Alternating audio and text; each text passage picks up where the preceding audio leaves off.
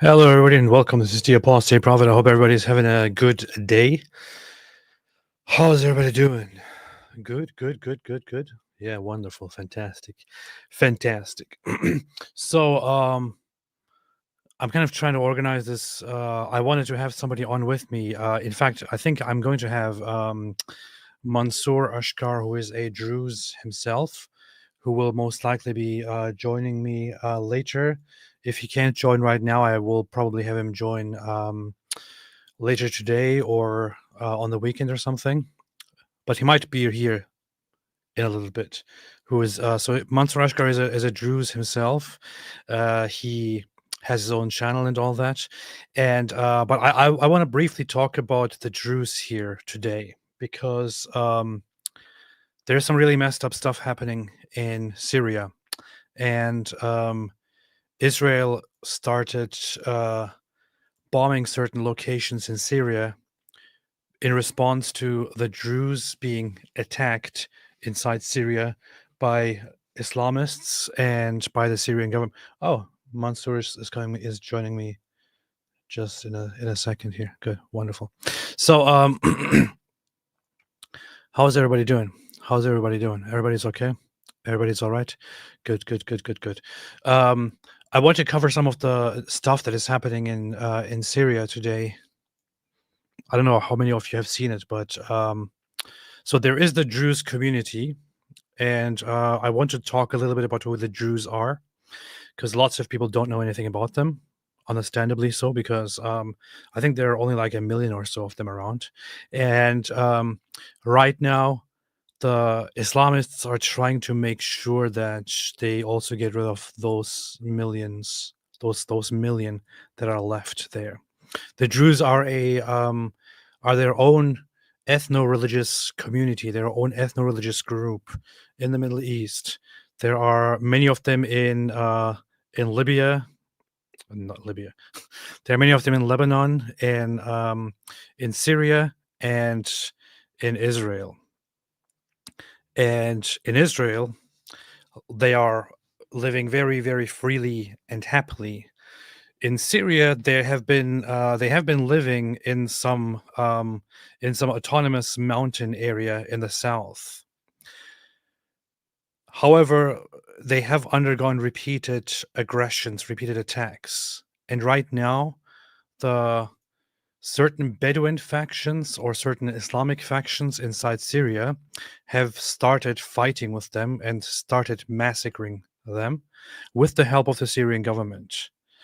And I want to get some help to explain a little bit of that in about a minute when Mansour joins me here as well. I was going to talk a little bit about who the Druze are, but I might as well just get some his opinion or his updates directly, because he's also in touch with Druze people in the field.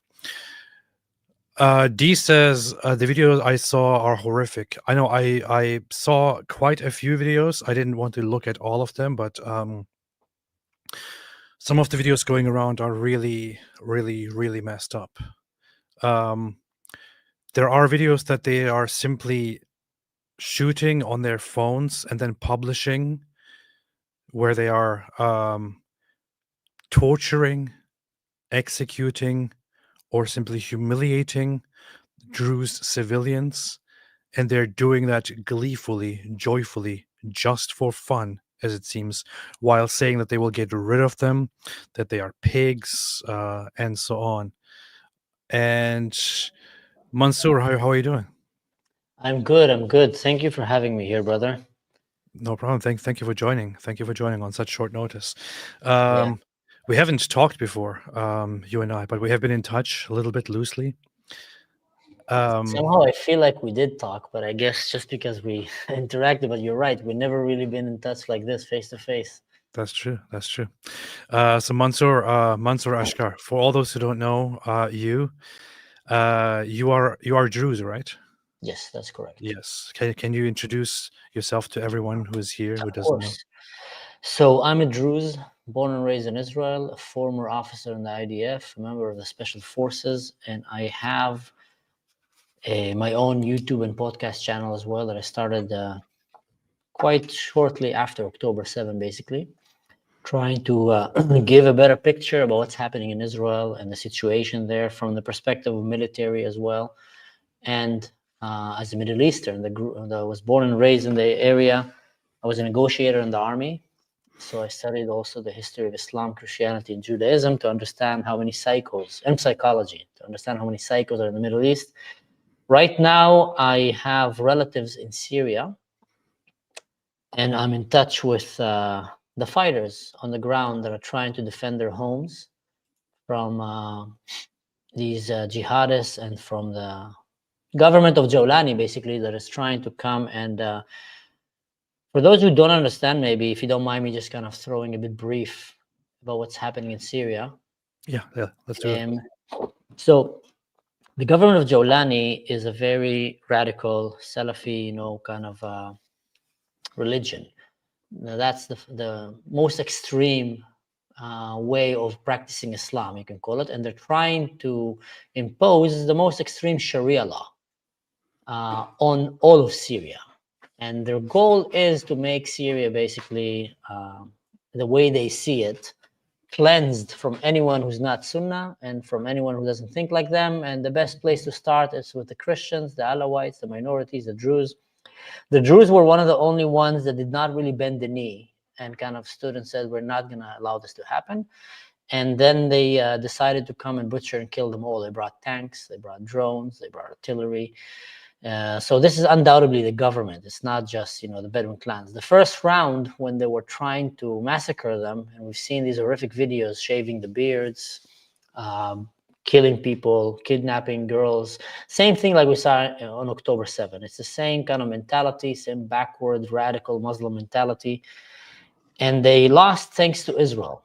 Israel went in and basically blew the hell out of them, and also went and launched a missile on the Syrian Pentagon and blew it to pieces. El-Shara, the ISIS, Al-Qaeda leader of Syria, he fled, I guess out of fear for his life. And now the Muslims there, they felt very humiliated that they were defeated by, the Druze and the Israelis. So now they're actually piling trucks and convoys from all over. I just had a voice recording from one of the Druze guys who's a photographer, but now he's fighting in the streets for several days. And he was asking me just a genuine question. He said, like, what kind of a crazy backward mentality? There's people that live 700 kilometers from me. I've never met them. I've never wronged any of them. And they want to kill me so badly that they're jumping on trucks and coming so they can kill us all and slaughter us. And that's the situation basically kind of on a nutshell. So I want to ask you some questions here, but so first off, for those who have absolutely no idea of what is going on in Syria after the Syrian civil war, after Assad was overthrown, Jolani and his Islamist goons took over. So they overthrew Assad, and some people naively thought, "Oh, this is good. So the civil war is going to end, and now it's a good government is going to be established." No, it is an Islamist government. Jolani, the head of it, was at some point part of Al Qaeda. About which he never expressed any regret, and he also collaborated with ISIS in the past. And he was part of an offshoot of Al Qaeda called HTS, which wanted to counter to Al Qaeda, make a more pragmatic national movement, but pretty much within the very same ideological and religious beliefs as Al Qaeda. The only reason that HTS and Al Qaeda kind of at a minor level clashed was that Al Qaeda had a more universal mission, whereas HTS said, "Okay, we need to focus right now on Syria." So he has taken over, and this Islamist government is in charge and is currently treated as a transitional government, but it is very much taking over and holding Syria currently in its grips. And while under this government, Jolani pretends to be very diplomatic and pretends to be all-inclusive for all the people in Syria, his actions, or under his watch, lots of terrorist attacks happened against minorities, against Christians. We had them. We have them now against the Druze. We have the massacre of the Alawites going on, and so on. that is a completely different discussion. It's a big can of worms to fight between the Sunni and the Alawites, but Yeah, also has to do with the fact that Assad himself is an Alawite. But the whole Druze situation is a little bit different. Now, Mansour, you said you were an officer in the IDF, right? that's correct. But that's kind of confusing because lots of people are saying that Israel is, or the IDF is like this Jewish supremacist thing, but you are telling me you're Druze, you're not Jewish, and you were an officer in the IDF. Yeah, How's and that most of my soldiers were Jewish, and I gave them a lot of shit. But that's what happen? officers do, you know? That's what officers do. It's one of the biggest lies. And I think one of the reasons also that Islam in general, big faction, big portion of Islam hates the Druze, especially in Israel, because it's the best example that coexistence does exist in Israel, and that Israel is probably the best country in the Middle East for minorities and Arabs. And whoever come peacefully and say, hey, let's live together, let's coexist together, as we're like a few months ago, there was a bunch of teenage girls, Druze, from the village of Yarka, that sent a satellite to space. Meanwhile, teenage minority girls in Syria are being kidnapped and becoming sex slaves, and in many, many Muslims in countries in the world. In Druze, we have judges, we have parliament members that are Druze. Women can walk freely, can work and job, can drive. It sounds crazy, but you will understand me. Women can drive cars. Some Weird. places that's really looked down on in some Muslim countries. So Israel gives equal opportunities, and the Druze and the Jews are actually the only groups in Israel that share all the responsibilities and obligations, all the rights and obligations. Other minorities, for example, don't have to serve in the army, but they have all the rights. Mm-hmm. And let's be honest, the reason they have good life there is because they're protected by the IDF.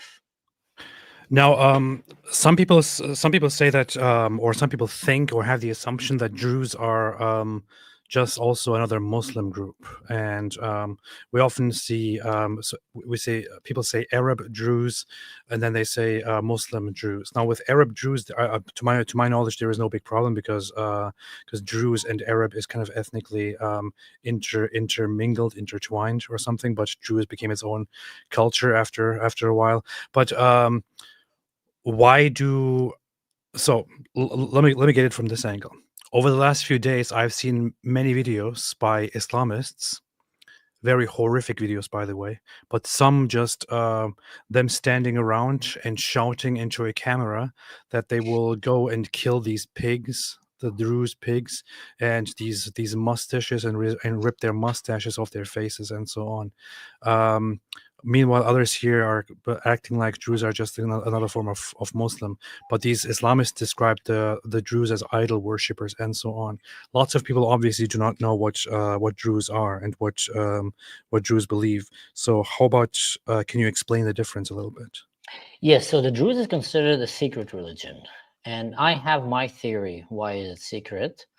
But in general, the Druze, to answer, jump from the end and come back to the start, the Druze are not Muslims. They're Okay. not Muslims. They have their own faith, their own religion.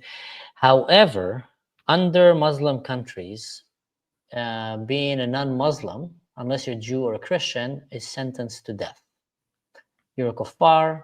As you know very well, Islam, it's very easy to enter Islam. They're very welcome. Not many high standards at all. But it's impossible to leave. They want to kill you if you leave, and they want to kill basically anyone that is not Muslim. The only ones they don't want to kill, well, probably want to kill them, but I guess somewhere along the line, because they had to use them as a way to prove themselves as a religion, they said that the people of the book and the Christians are in some ways had a purpose for God's plan, so we don't need to kill them, but they live in a very humiliating way. So the Druze undoubtedly need to be killed. Now, my theory why the Druze is a secret religion, and I'm sure many Druze will not agree with me because they try to think I'm not a religious person. Mm-hmm. So I think many of them look at it, kind of mystically or theologically. I think it's a very simple answer. Because they've been living under Islam and they're offshot of the Shia, they use the classic taqiyya to hide their identity to survive. Many people hear the word taqiyya and it's permission to lie in Islam, but usually it's used in order to promote the the agenda of Islam with jihad, etc., or to survive, literally to survive. So the Druze in many places, even till today, up until not long ago in Syria, were saying, yeah, we're Muslims. And then the Muslims were testing them. Yeah, you're Muslim, let me marry your daughter. Now the Druze don't allow to, they marry inside the Druze. No one can convert to Druze. It's not a missionary religion. And they kind of went and lived in their own mountains far away just to be left alone. And now, after, it's interesting actually, one of the reasons that all of this shit started happening is when Assad regime fell down, Israel allowed a delegation of religious Druze men to come to Israel and to go visit the holy place that they had. And they were welcomed very nicely in Israel by the Jews and by the Druze. And that really ignited a lot of hate from Syria. And I thought, you're traitors, you love the Jews. And then they've been looking for excuses. And now they're basically saying clearly, that the pig is outside of the box. And they're saying they're not Muslims and they should be all killed. So they called a whole-on jihad. The Druze in Syria are experiencing right now an October 7 on an epic scale. The only difference is when Israel experienced an October 7, the same thing, was a genocidal attempt.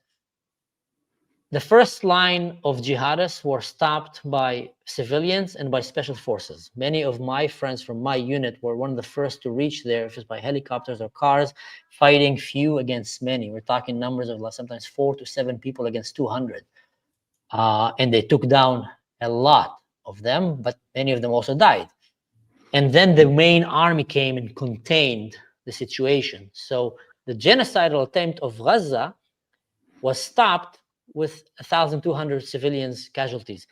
In Syria, there's no IDF to protect the Druze. The problem is actually that the army, the IDF of Syria, is the one committing the October 7.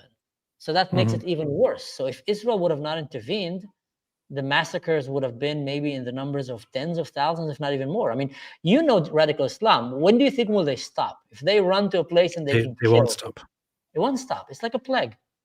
They will not stop until they can somehow maybe force the population to live like little slaves, like little animals that obey them and do whatever they say, and put up with their abuse. Maybe then they will have a little bit of a pause to their atrocities. Maybe if they can somehow. In Aleppo, they had the chance to do that, and they tricked them to give down their weapons, and then they basically killed them because they said, even though you convert, you're Muslims. I think they will stop after they kill the military-age males, and will take the girls and as sex slaves and the young men as slaves, basically. That's pretty much what it looks like. So here was when after the Assad regime fell. People from the leadership of the Druze leadership, many of them crossed the border into Israel to visit Israel for the first time and to have cordial interactions with Israeli leaders, with the Druze leaders in Israel, to visit their holy sites and so on, and then to go back again into Syria. This happened, and of course, a lot of anti-Druze or Islamist people in these territories. In Syria, then started asking the question, why in the world are they doing this? Are they on the side of the Jews, the evil Jews? And everybody knows. Everybody knows exactly what the Islamic message is about Jews and about being good with Jews and about collaborating with Jews. If you do it, you are evil and you are probably a traitor and you probably deserve to be killed. So the Jews were immediately perceived not only just after, this is just an excuse. This is just an excuse. But the Druze this was immediately used as propaganda that the Druze are collaborating with the evil Jews against the Muslims. And the very interesting thing about this is also, so the Druze started out as an offshoot of certain Shia sects in the 11th century, with its own theology and its own esoteric teachings. Back then, the Shia, while they had some power, were still on on a local, private level, not very open with their religious beliefs. And the Druze came out in such an environment as even more offshoot and even more secretive, and made it a core doctrine actually since then to be completely secretive about their beliefs and about their ideas and all that. I believe the Druze call themselves muwahidun, right, or something Right. like that. The believers in one God, kind of. Yeah, believers in one God. So the idea is that the idea from the Druze perspective, to my understanding, is we are not Muslims. Muhammad was just one person who delivered something that he may or may not have properly understood, but Islam was just a stepping stone for different people. The actual deep and most true faith in the sight of the one true deity, one true God, is the Druze faith, and only a small group of people within the Druze actually have access to the religious text of the Druze, which are called the Epistles of Wisdom, and so they actually see themselves as the proper Unitarian, the proper believers in the one God, while Muslims are not seen as proper, as people who actually have a proper faith. They are rather seen as people that have a slightly misunderstood or corrupt faith, or something like that, to my understanding, right?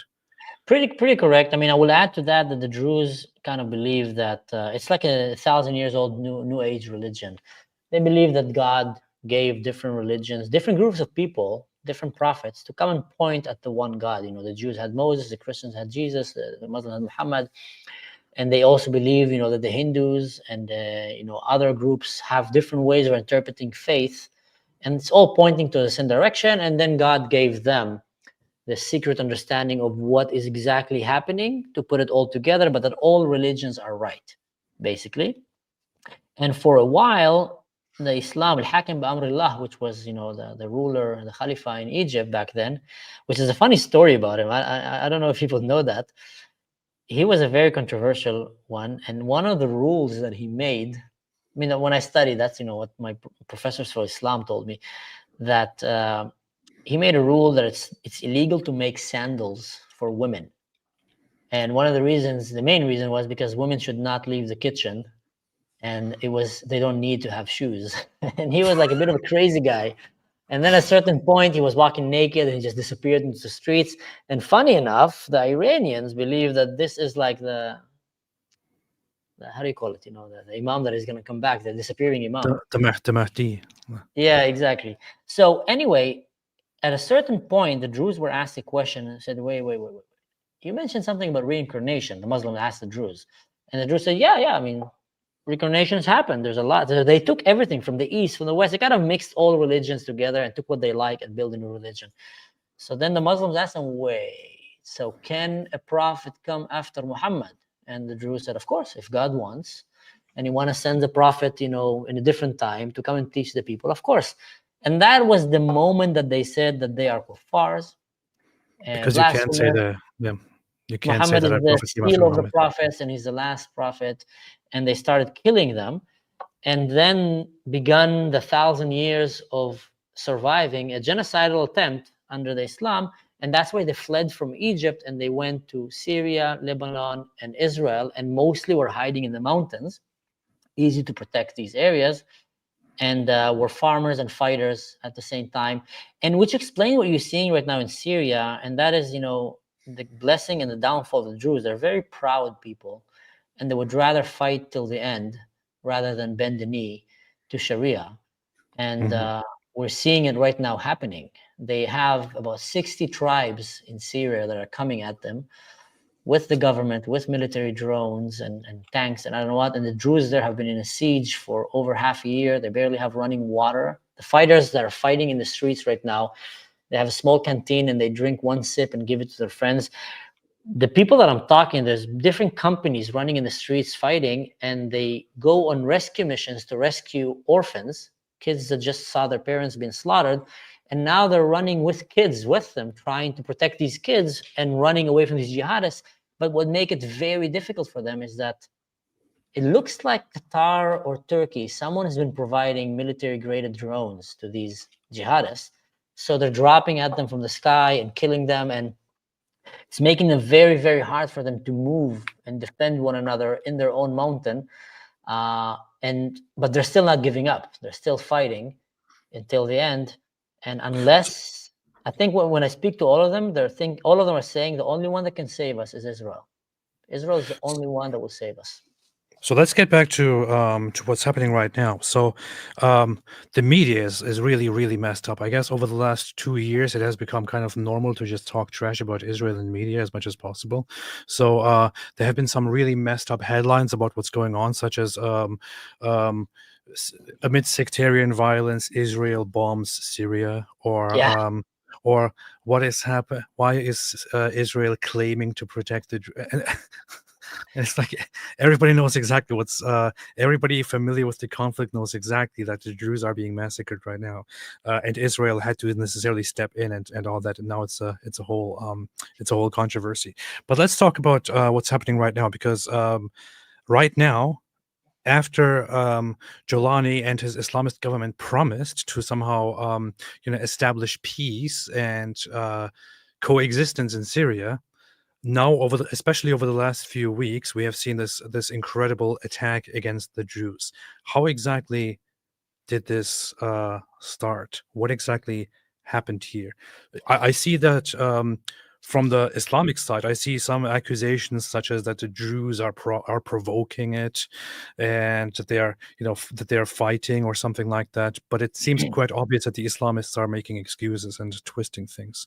But what is going on really? How did this start? Yeah, yeah. I will just say to your first comment also, it's very interesting how we can always trust mainstream media to cover for the bad guys and make the good guys look bad again and again. It's like 100% success rates. It's very, very weird how they keep doing that. But to your question about the Druze, so when Jolani took power, one of the first things that he demanded is that the Druze will hand out their weapons. And the Druze, which have a history with Jolani, because his people have murdered the Druze before and kidnapped, and etc. He's a terrorist. He's like a decorated terrorist. So they told him, sorry, we're not going to give up our weapons. We know what's happening here. We need some assurance. And they also told him, you did not take this government by democratical ways. You just took it by force, and all your people are ISIS and Al-Qaeda. You're ISIS and Al-Qaeda. So until we see that there's a proper election here and the Syria has been governed in a way that is Syria for the people, and there were many Muslims actually that also agreed with that, the peaceful ones there. And then Jawlani said, no, you're going to hand up your weapons. And the Druze, they know Haybar, Ya Yahud. They know the stories from the Quran, and they know what usually happened when someone surrender to Islamist groups. They will slaughter you and take your daughters. So they said, no, we're sorry. And meanwhile, the war, like you said, the massacre of the Alawites was happening at the same time, and there was suicide bombings of Christians, and etc. And the government was not doing anything to stop that. So the Druze said, we're not going to give up our weapons, and we're going to keep the right to defend ourselves. So since then, they've been trying to frame them as terrorists, actually. And the collision started when there was, a fake recording. I don't know if it's fake or not, but there was no way to prove it. Actually, many people are saying that it's fake, of a Druze sheikh that was mocking the Prophet. And that's when they went. What is that? I think I read that it is almost definitely fake. Yeah, I mean, I just didn't want to say it because I'm Druze, and then people say, of course, you say it's fake. So I'll leave it to the people to decide. But from what, every possible way and test that they did to it, it's fake. So it was an excuse that ignited this bloodthirst need of the jihadists, Al-Qaeda, Islam in Syria to go and kill the Druze. They were just looking for an excuse. And then Israel said basically to Jolani, hands off the Druze. And also Israel sent the message to Jolani that if you bring your forces down of Damascus, we will kill them. And there's a reason for that. It's not just because the Druze, it's because Israel know who Jolani is, and they know the people in Syria. We in the Middle East, we know things that I think people should start listening to us when we tell them who is who and what is what. So he couldn't really come and slaughter the Druze, and he was sending his proxies, the Bedouins, to come and do that. And the latest, I want to very briefly, if you can hold that thought, I want to very briefly address that one issue here between Israel and Syria, because there are some people who are suggesting that Israel caused, or Israel is the one that actually brought Jolani into power, or that Israel helped, or something like that, because of some statements that Israel made after Assad fell and after Jolani took over. If there is any foreign government that directly helped Jolani and the Islamists get into power, it's not Israel, it is Turkey. Yeah. Turkey was directly there with them. Turkey organized, Turkey planned with them, Turkey did things with them, and Turkey is definitely no friend of Israel. And the Islamists in power are definitely no friend of Israel either. Israel did not celebrate or put the Jolani into power. What Israel did do is, however, is to, when Assad fell, Israel, the current Israeli government, expressed some joy and some relief that Assad fell, and then hopefully and cautiously hoped that there would be some way to establish a new government, even with these Islamists, maybe to make a deal, and to seek some peace. However, they did this cautiously. Israel is not a fan of either side here.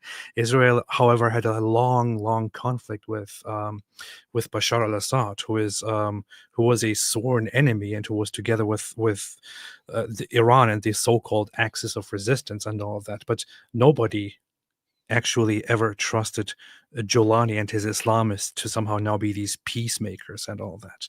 It was only a possibility to somehow maybe seek a deal, but Israel went in to temporarily occupy and watch in some territories in Syria just because they don't trust the new Jolani government after Assad fell. But yeah, go ahead.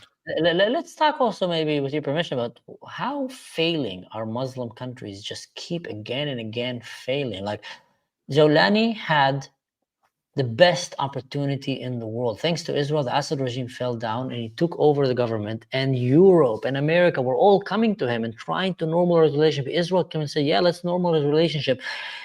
And he did not do anything to make Syria better. And all he did was try to ethnically cleanse and murder, and now plunged Syria into an epic scale civil war, while he could have, if he would have only not tried to massacre minorities, he would have probably had a good country.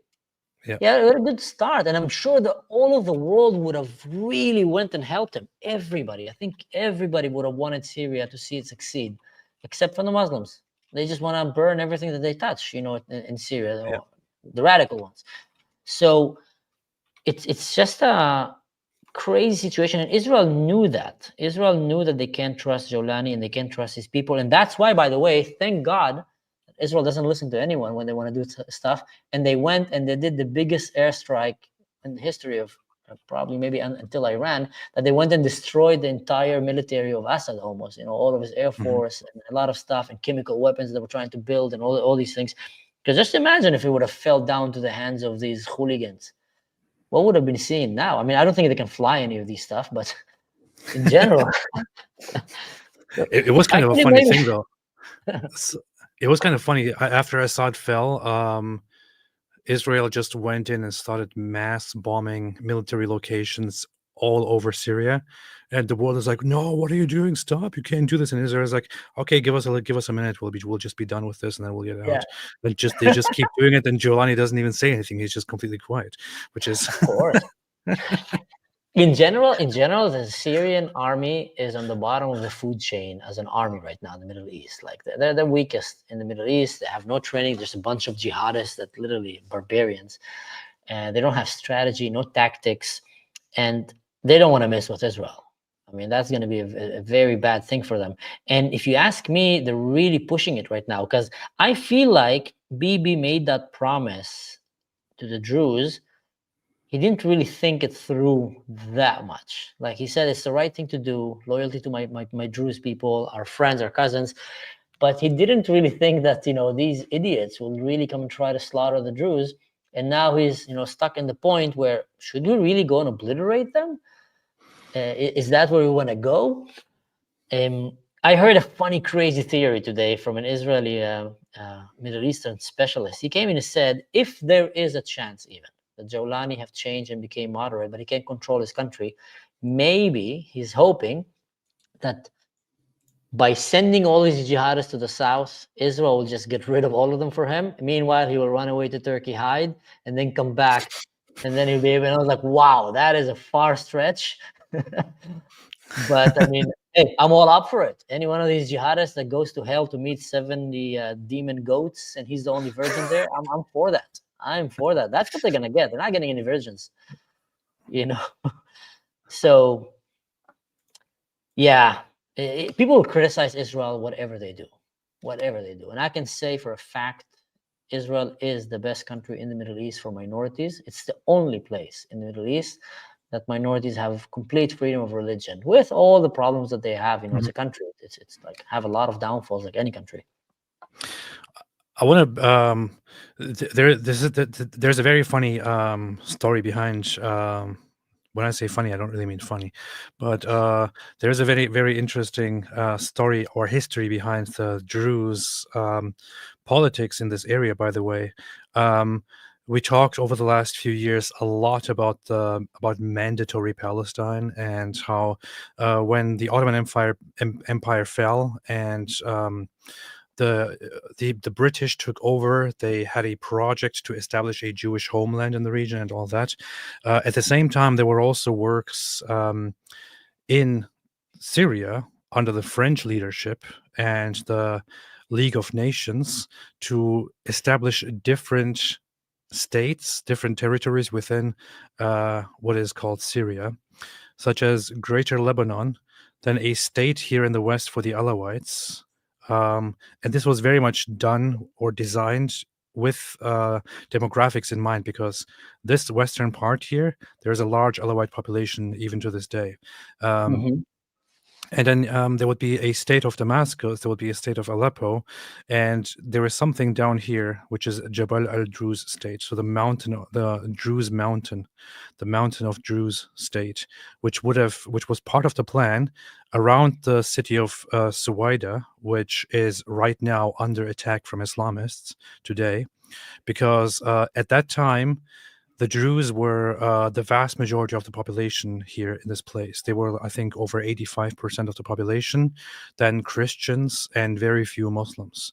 So the same thing, to my knowledge, is still the case today. The place here is vastly populated by the Druze, with a small Christian minority and very few Muslims, actually. So there is, of course, a lot of pressure because the new Islamist regime just took over Syria. Now they have two remaining sections left. In fact, if I can put that on a map, that would be very, very good. There are two remaining issues left in this country. Oh yeah, here they have it. They have it very nicely right here. So there are two remaining issues left here for the Islamist government. Well, if you don't count Israel. So Israel was already in possession of these Golan Heights, which the Islamist regime indicated they might be able to recognize as Israel if they can somehow make a peace solution, which seems very unlikely right now. Israel also passed or crossed the borders and occupied these territories to say we're temporarily holding on to this and ensuring the safety here until we guys come together to an agreement. Then there is, aside from the larger Islamic control, there is the Kurdish and other minority factions to the right. But here, as you can see, in line with the historical presence of the Druze, there is the Druze autonomous section. And this is what the Islamists and what Jolani have a problem with, because the Druze, they fear for their safety, so they want to hold on to their weapons, they want to hold on to their security, their safety, and want to say, we are going to take care of ourselves right here. And the Islamists and Jolani say, no, everybody should lay down their weapons, everybody should get rid of their weapons, you should leave the security to us. And the Druze say, no, we don't want to do that, because we don't know what the Islamists are going to do to us if we lay down our weapons. We don't trust you guys. And now the Islamists are finding excuse after excuse to come and, as you can see here, marked on the map, to fight with the Jews and to massacre them. And we have videos. There are some really messed up videos, and I don't want to show any of those videos except for maybe one or two that are not very graphic. Videos of things that the Islamists themselves are filming as they're doing them to the Jews, to the Jewish civilian population and putting online on the internet and then bragging about it. The last thing that I saw was how above the gates of some place they hanged the dead bodies of several Jewish people, basically as a sign of, hey, we are in charge here. Mm-hmm. I've seen some horrific videos where they just, slaughtered elderly people in their homes when they were drinking mat tea in the morning, in the hospital where they killed, babies were killed, charred bodies. It's very similar to what Hamas did, and they have the same glee in their eyes when they do that, the same celebration, and they keep, shouting Allahu Akbar. The more people they kill, the more they feel like they're doing the work of God. And yeah, it's a very messed up situation. That's a cool map, by the way. I need to start using that. Yeah, this is so liveuamap.com. They have a very good system where they keep track of what's happening everywhere. I've been using that for a while now. It's very, very, very useful. Very useful. So here is a video that has been going around, and this is a very respected man. I don't remember his name. Sheikh, Yeah. he's 80 years old. I forgot the name, some start with an M, but yeah, he's an 80 years old Sheikh, a very respected, known, very peaceful guy. And they, as you saw in the video, they went and they got him and they humiliated him, beat him up, shaved him. I heard that he was executed, but then I saw some tweets coming out that he actually survived, so I'm not so sure his state, but that's not the only one that they shaved and killed. Yeah. And in So some cases, they're shaving them with a knife, not even a shaving blade, just. yeah. And you can see here the desperate situation. This is an 80-year-old man. He is an 80-year-old sheikh, a leader in his Jewish community, and they're going and shaving his mustache as a sign of humiliation. These Islamists actually are such evil, horrible, cowardly bastards that they go to an old man and record themselves humiliating this old man by shaving off his mustache, which is a very deliberate thing to do. They are shouting things like, these mustache wearers, these mustaches will cut off their mustaches. The mustache is very important because the Jews have had the mustache as a cultural, a religious symbol of honor, and also to distinguish themselves from the Muslims who keep who shave their mustaches off. So the Jews are recognized in Muslim society because of their mustaches, and here they are shaving off their mustaches. And according to some reports, he was later on executed. According to others, he's alive. There was another one which I saw, which I thought about this all day long. I don't know, man. It's just that's a heartbreaking one. That's a heartbreaking one. You see here a simple man who is completely helpless. شوارب علنا شنو انت؟ شنو انت؟ شنو انت؟ خنزير انت شنو انت؟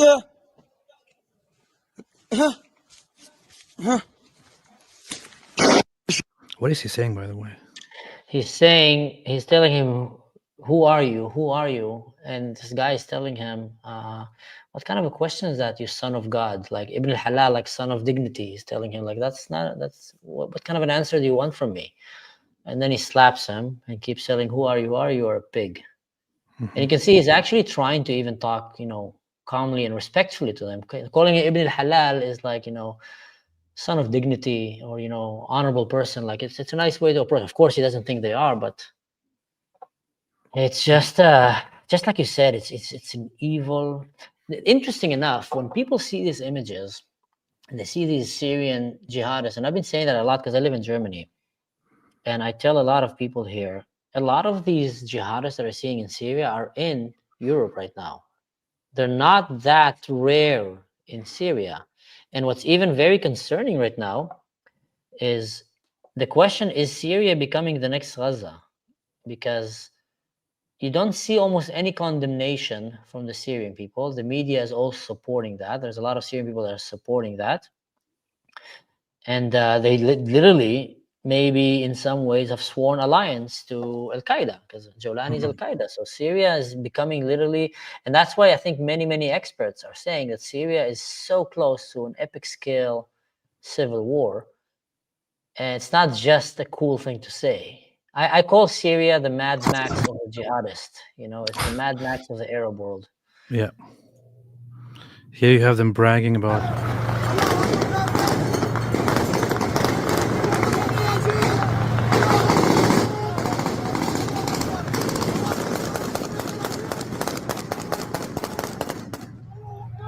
A bunch of idiots. He's saying let's kill the pigs.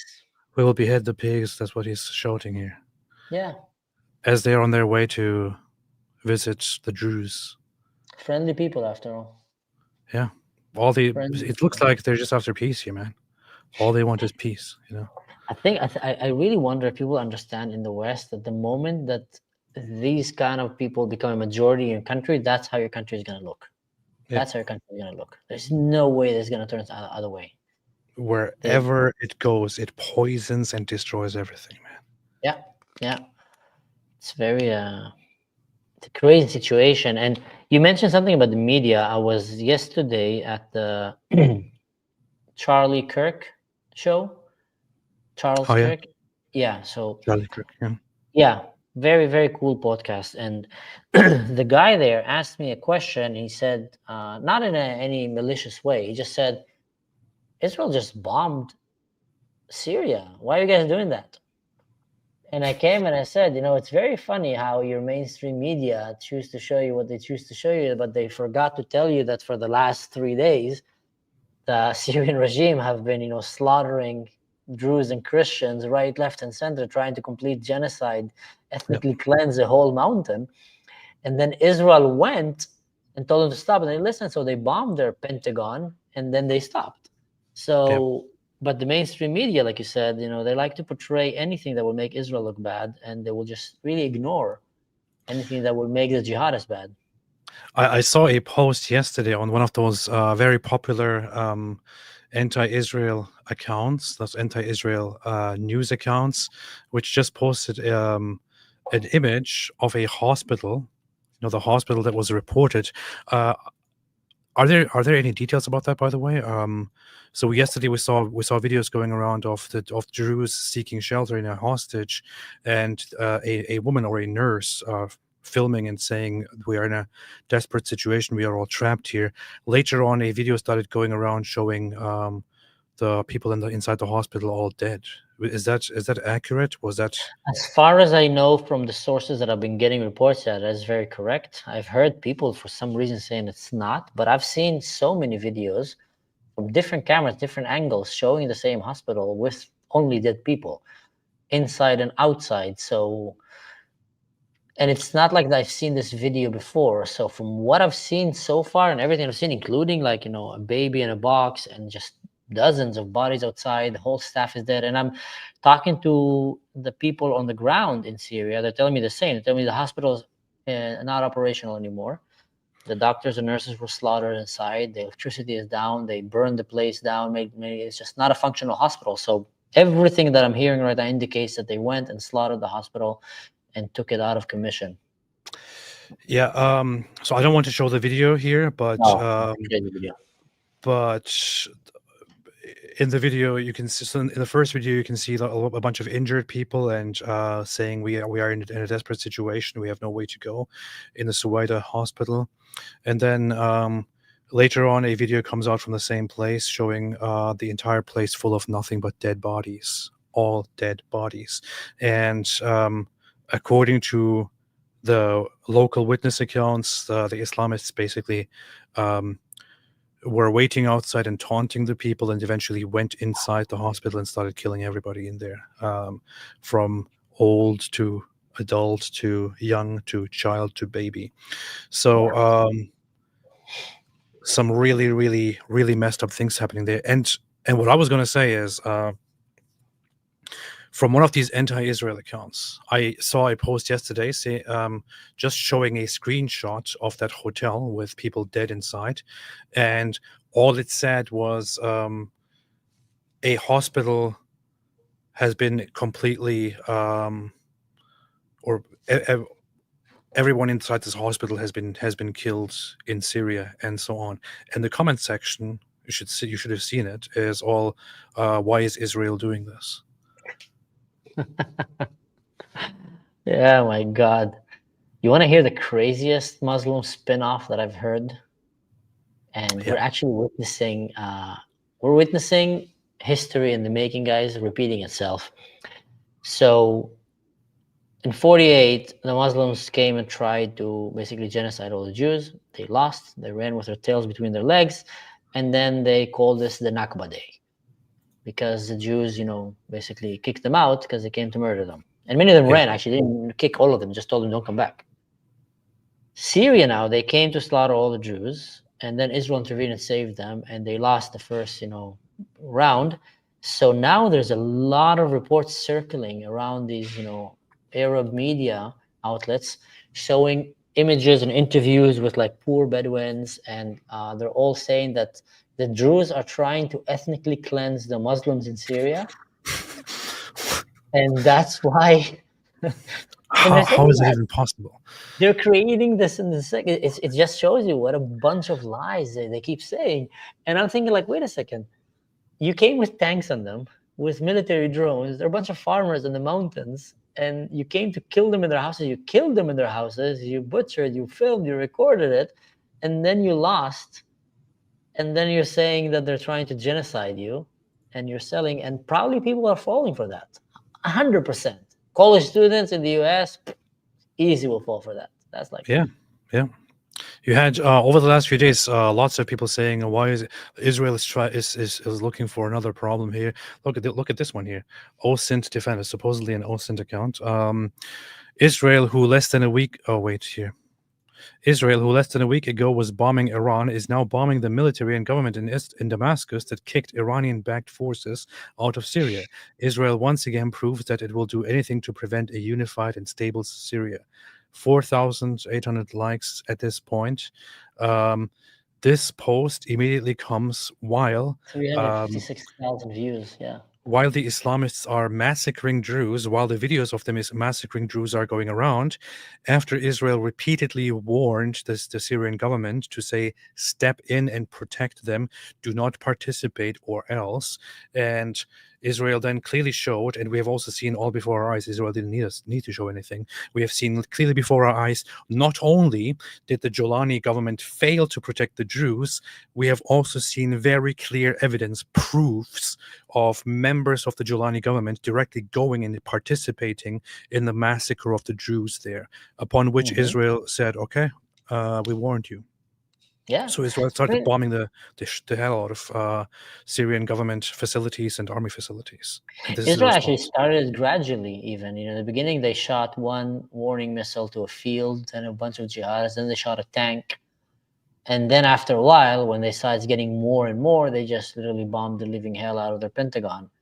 And regarding, the claim that it's not the army, it's such a ridiculous thing to claim. That's like, you see them, they're doing it, the army, and then they claim it's not. Who have drones? There's literally military drones dropping stuff on them. There's tanks and artillery shooting and shelling the villages there. So, and then they say no, it's not the army. but that is such a Islamist thing to say. Yeah, he also Jolani also came out saying that we stand with the Druze or something like that, which like dude, your armies are seen massacring the Druze. Who are you kidding? Yeah, no, Jolani have completely lost control over Syria. Like, there's even if he tries to stop them, and I don't think he is, no one would listen to him. Syria have literally became Mad Max of the jihadists around the globe, and that's why there's actually the Druze have caught several Chechen fighters and other fighters. There's jihadists coming from all around the globe to go and celebrate and feast. And I've said that one time in my show, and I think it's important for people to understand, the radical Muslims are trying to live like the days of Muhammad, the Prophet, and his warlords. And they're not accountants. They don't have pensions. They don't invest in SP 500. They're not doctors. The way they make a living, a lot of these people, is literally by creating war gangs, and then they drive to different places, and they kill the man and take the women as sex slaves and then loot everything. Yep. And then repeat. And you have a lot of these different factions, and they always come. That's why when you see jihadists driving in a column, a lot of times they will ask, hey, which faction you're from, which group you're from. And they get excited from that. There's an interesting thing about this video. Maybe you play it and then I'll say it. Yeah, so this video here, the guy is singing, or they're singing together. There's no wait, let me see. هذا صديق والسويدة بدي غني هذا الموال ما ضل شارب يا سويدة وما ضل شروال ما ضل شارب يا سويدة وما ضل شروال. Okay, he's saying there are no Sharabi left in Sweden. Mustaches. There's no mustaches left in Sweden and no more sharwal. This is like the Druze pants, the religious pants that they have. Okay, yeah, so like the shalwar. Yeah, the sharwal, yeah. But a very funny, interesting thing about that, sorry for cutting in, there's another picture that I posted on my social media that very shortly after this song, where you see what seems to be their pickup truck with these guys, and especially him, completely mushed into pieces. You can barely recognize anything except from some pieces of his beard and his face.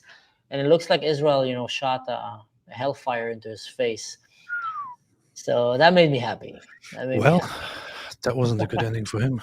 But he did not have any mustache left after that. Let's just say it that way. So he's singing here gleefully and joyfully. This is Sweden.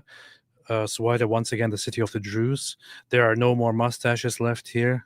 By mustaches meaning Druze, and no more shalwar left, so their pants left, implying that they ripped them off or killed them. But then later on, this guy is killed by Israel. Very good. Yeah, very good. But it just shows you that there's a clear ethnical cleansing attempt that is happening in Syria. Yep. And no one in the Western world is either aware of it or they're not caring about it too much. And it's heartbreaking because for people who don't know, the Druze contain probably less than 1.5 million worldwide. It's a very, very small community. And it is a very, very endangered community, especially in Muslim countries, like any other community, basically. And do not really care about the massacre and the slaughter of the Druze in the most horrific way. Just it makes you kind of think, like, kind of understand how the Holocaust happened and how everybody pretended, like now, think that they're all heroes. If I was there, I would not let it happen. Yeah. And I would probably do something. But, if you were there, most likely, there's few people that will speak, not the majority. This is kind of remarkable, actually. So Druze, so Mansour basically earlier just explained it, but contrary to most groups out there, do not allow conversion. In fact, if a Druze marries a non-Druze person, the person is generally considered rejected and shunned and all that. So there is literally no way of getting of converting to or becoming Druze later on. So it is a completely closed community. Nevertheless, despite that, a very significant number in the world that survived by themselves, protecting themselves as a community. And now there are attempts by the Islamists to get rid of them, to kill them. Do you know one of the reasons that the Druze and the Jews get along so well is because they don't have any missionary need or want in their life. The Druze can't convert you. The Jews don't really want to convert you. They make it very hard to join them. And they basically have this philosophy of live and let live. So that's why they got along very well, because, it's very nice to have, a roommate that accepts you as you are and tells you, yeah, do whatever you want, man. I'm fine with you as you are. And that made them, work very well together, but that doesn't work in most Muslim countries. There's no such thing as live and let live. There's submit or die. Yeah. And That's the big problem. So there were reports that that while this was happening, they were also going after Christians. I tried to confirm some of it. It seems that necessarily they probably targeted some Christians, because there are also after Druze there is a Christian minority in Sweden, which are the other only group that actually really lives there in peace with the Druze. And there were reports that the Islamists did kill Christians in this as well. There was one report which is confirmed that they actually burned down or burned and pillaged the inside of a church in Sweden, which I have here, which I also posted. You can see this is the Saint Michael or Mar Michael Church in Sweden, Syria, where we have footage after they went through. They burned and broke and kicked things inside the church. I'm not sure about the number of Christians that have been killed. There's barely any way to confirm the number of Druze that have been so far killed here, because the Druze are very much on their own, and the Islamists and their government are trying to just hide everything and suppress everything, and the only ones standing by the side of the Druze are Israel. So things are really cloudy. And one thing is for sure, I said it, David Wood said it on my channel, we said it together many times, many others have said it, the idea that this Islamist government, that Jolani would come in and then be a solution, right, to make for a peaceful Syria, is complete nonsense. You cannot coexist with Islamists, and these guys are Islamists. Yeah, and Islam doesn't never de-escalate, only escalates. And also just the fact, that's the thought, that a decorated jihadist will one day put a jacket and start looking like a hipster, and then you think, oh, okay, he's a good guy now. I mean, we need to remember that he was in Al-Qaeda and in ISIS at their peak of evilness. And he was not just, he's an Olympic level terrorist. He's decorated. He became like a leader in both. And then he jumped and he started his own startup. I call jihadists taking over countries, I call it the Muslim startup. When the Jews have a startup, they start something, then have a unicorn idea. So two jihadists will come and say, listen, I have a unicorn idea. What we're going to do is we're going to kidnap a country, and then we're going to control the education system, and we're going to oppress everyone, and then we're going to make everybody miserable and poor, and then we're going to blame Israel, and then we're going to attack Israel. Israel's going to get pissed, come and start kicking our ass. We're going to use everyone as human shields. Me and you are going to get out of the country, pocket all the money, like others do, and then we're going to become rich. And I tell you what's the best part, the world will start hating Israel, so we'll start sending us more money. And then the other Ahmed is like, no way, Habibi, no, I'm telling you it's going to work, no way. Listen, Gaza did it, Palestine did it, Sinwar did it, I'm telling you, Arafat, he invented that. No, really? Yes, let's do that. And they go and they kidnap a country, they oppress their own country, they mess with Israel or America, they get their ass kicked, they hide behind the women and children, and everybody sends them donations. They take all the donations, they steal the food from their people, and they do it on repeat. And I think they got onto it, that it's working. So I think basically, Jolani is doing the same thing. Basically London, UK. Yes. That's what it's happening in the UK. Yeah. It's happening all over the West. And it's in the UK. Yeah, exactly.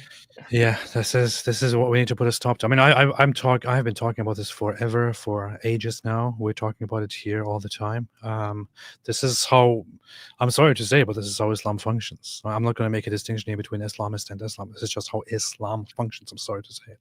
I'm not sorry to say it, actually. This is how Islam functions. And people need to call it out, put a stop to it, turn their backs on it, get rid of it. And foremost, it should be for the Muslims themselves. The Muslims themselves should find a better way of living, with truth, with goodness, with peace, instead of following the Islamic evil from which they themselves suffer. They live in a dark, messed up world where they repeatedly always destroy their own countries and their own communities, make themselves and each other suffer, and then make everybody else also suffer. and then they say, "Oh, it's actually not our fault. It's America. It's Israel. It's their fault. They're doing this to us. It's because of them. Look, we are killing each other because of them. Look, we Yeah. destroyed our own country because of them." Stop with Islam. And then they run to a new country that have better life, and they repeat. Yeah. They want to destroy that country, enforce Sharia law in that country, and then that country get destroyed, then it will jump country. That's why that they're behaving like a plague. Really, it's the most dangerous thing almost that the world is facing right now. Yeah. And the people like me and you get called a lot of names for actually trying to warn them, That's true. because we've seen it. I've seen it, especially in the special forces. I've went and I've seen the darkest sides of Islam. I've seen like really evil stuff. Now people are starting to see a lot of things that I saw before because you have social media, but I've been seeing this shit for a very long time. It's just evil. You know what? When so I grew up Muslim myself. I know how Muslims think. I learned how Islamists think and how they view things, what they believe, and all of that. And I have for a long time now spoken out against Islam and have received death threats and all kinds of messed up things myself. I have occasionally heard and seen of certain things, but in all honesty, Mansour, when October 7 happened, and I saw the videos, and then I went there, and I saw even more, and I talked to people, even to me, with my Islamic background, it really, really messed me up. And I couldn't believe how people can actually do things like that to another human being. So if even to me this is very shocking and unfathomable and all that, I can understand that people who don't have a background or any familiarity with Islam and the Middle East might not understand this at all. Yeah. Yeah, it's such a wickedness, and that the rejoicing over killing was brought to life so strong in October 7 that I think many people in the world just kind of shut down. They kind of like, I can't believe this is, how can this really be? And it's hard for people to imagine in the West that there is places in the world that this is the majority of people that want that see that. Yeah. There is places in the world that this is not just serial killer, crazy person. Like literally, most of the people there would support that, will want that. One of these places is Gaza. They wanted that, they supported that, they celebrated that. And there is place in the world that's just evil. Like, in a generalization, perspective, there is just places that are evil. Yeah. There's very evil, practices there. They treat women so wrong. They treat children so wrong. Let's not talk about LGBT and other stuff. That's like, complete death sentence. Mhm. And the West, I think many places, they just can't really understand that this could be. And they always try to make excuse for them. It must be because of misunderstanding, because of oppression, because of that, because of this. October 7th, the cruelty didn't surprise me because I've seen that cruelty many times. I stopped many of these cruel people, sometimes after they did the action or not, but the velocity of it shocked me because, and also it just hurt me so much because there is religions in the world that, cherish life, and life is such a sacred thing. Among them is the Jews, the Druze, Christians in many places in the world.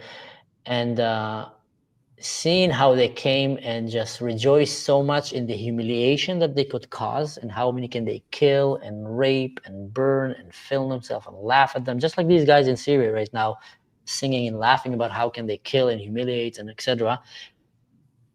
It felt like, something so beautiful fell into the hands of monsters, and it just really hurt you inside. It was just an ugly feeling inside. And this is why people need to oppose such a dark, messed up religious belief and ideology. It leads people to do all kinds of darknesses and all kinds of evils. I've seen lots of them online justifying what is happening right now and saying, "Oh yeah, no, they deserve it. They deserve it.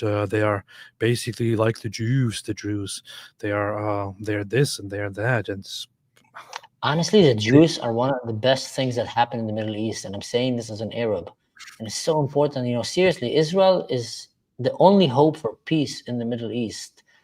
And it's unbelievable how backwards most of these people in the West got it. It's literally, it's the only place that treats people fairly. It's the only place that is safe in the Middle East, that, empower minorities, and that also is protecting minorities. I mean, look what happened to minorities outside of Israel. Mhm. They're getting killed, they're getting butchered, they're getting slaughtered.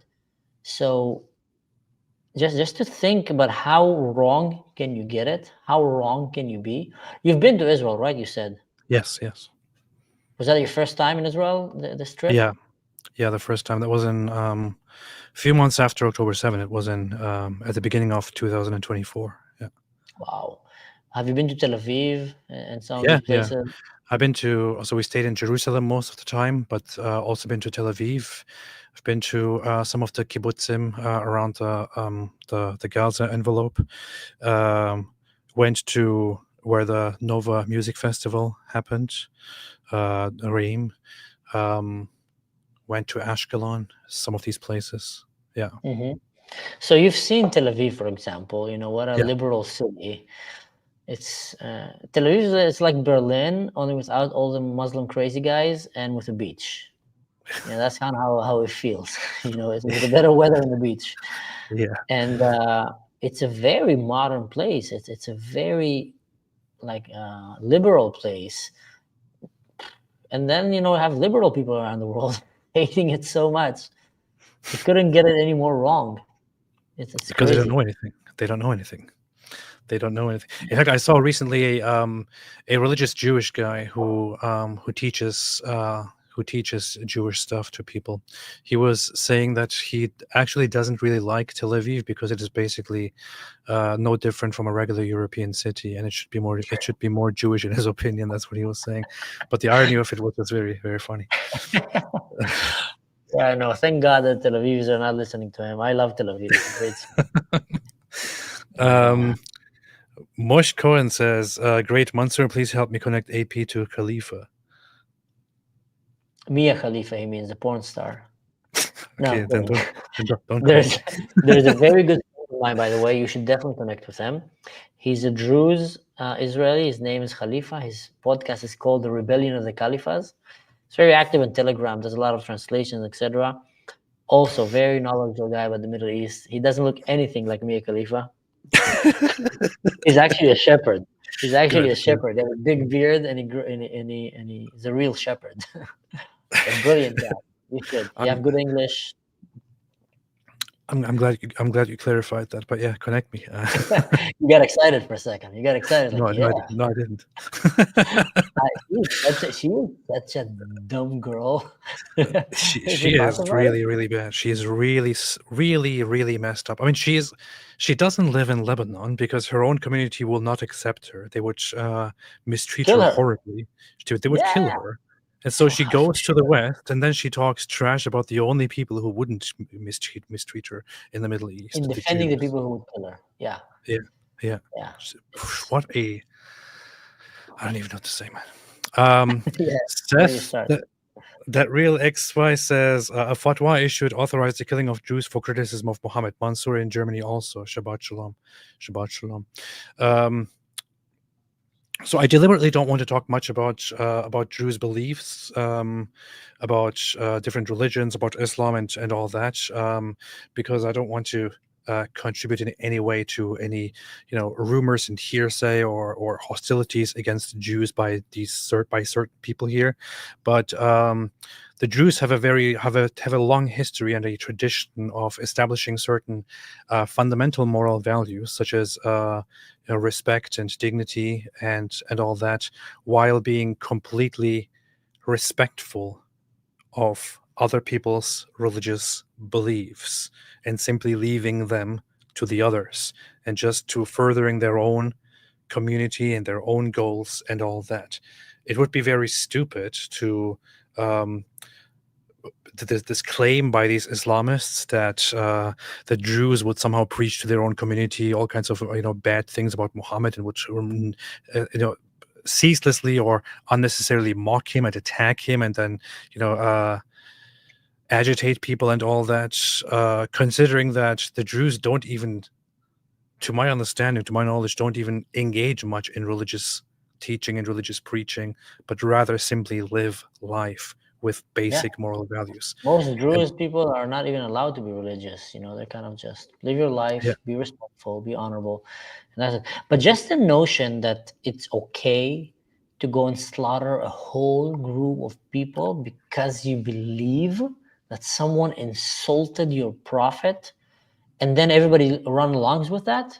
Like literally, people are jumping on trucks in the tens of thousands with like glee in their eyes and blood in their teeth, and they just go, let's go and behead them, because one of them sent an audio tape that is fake, and they said that he insulted our prophet.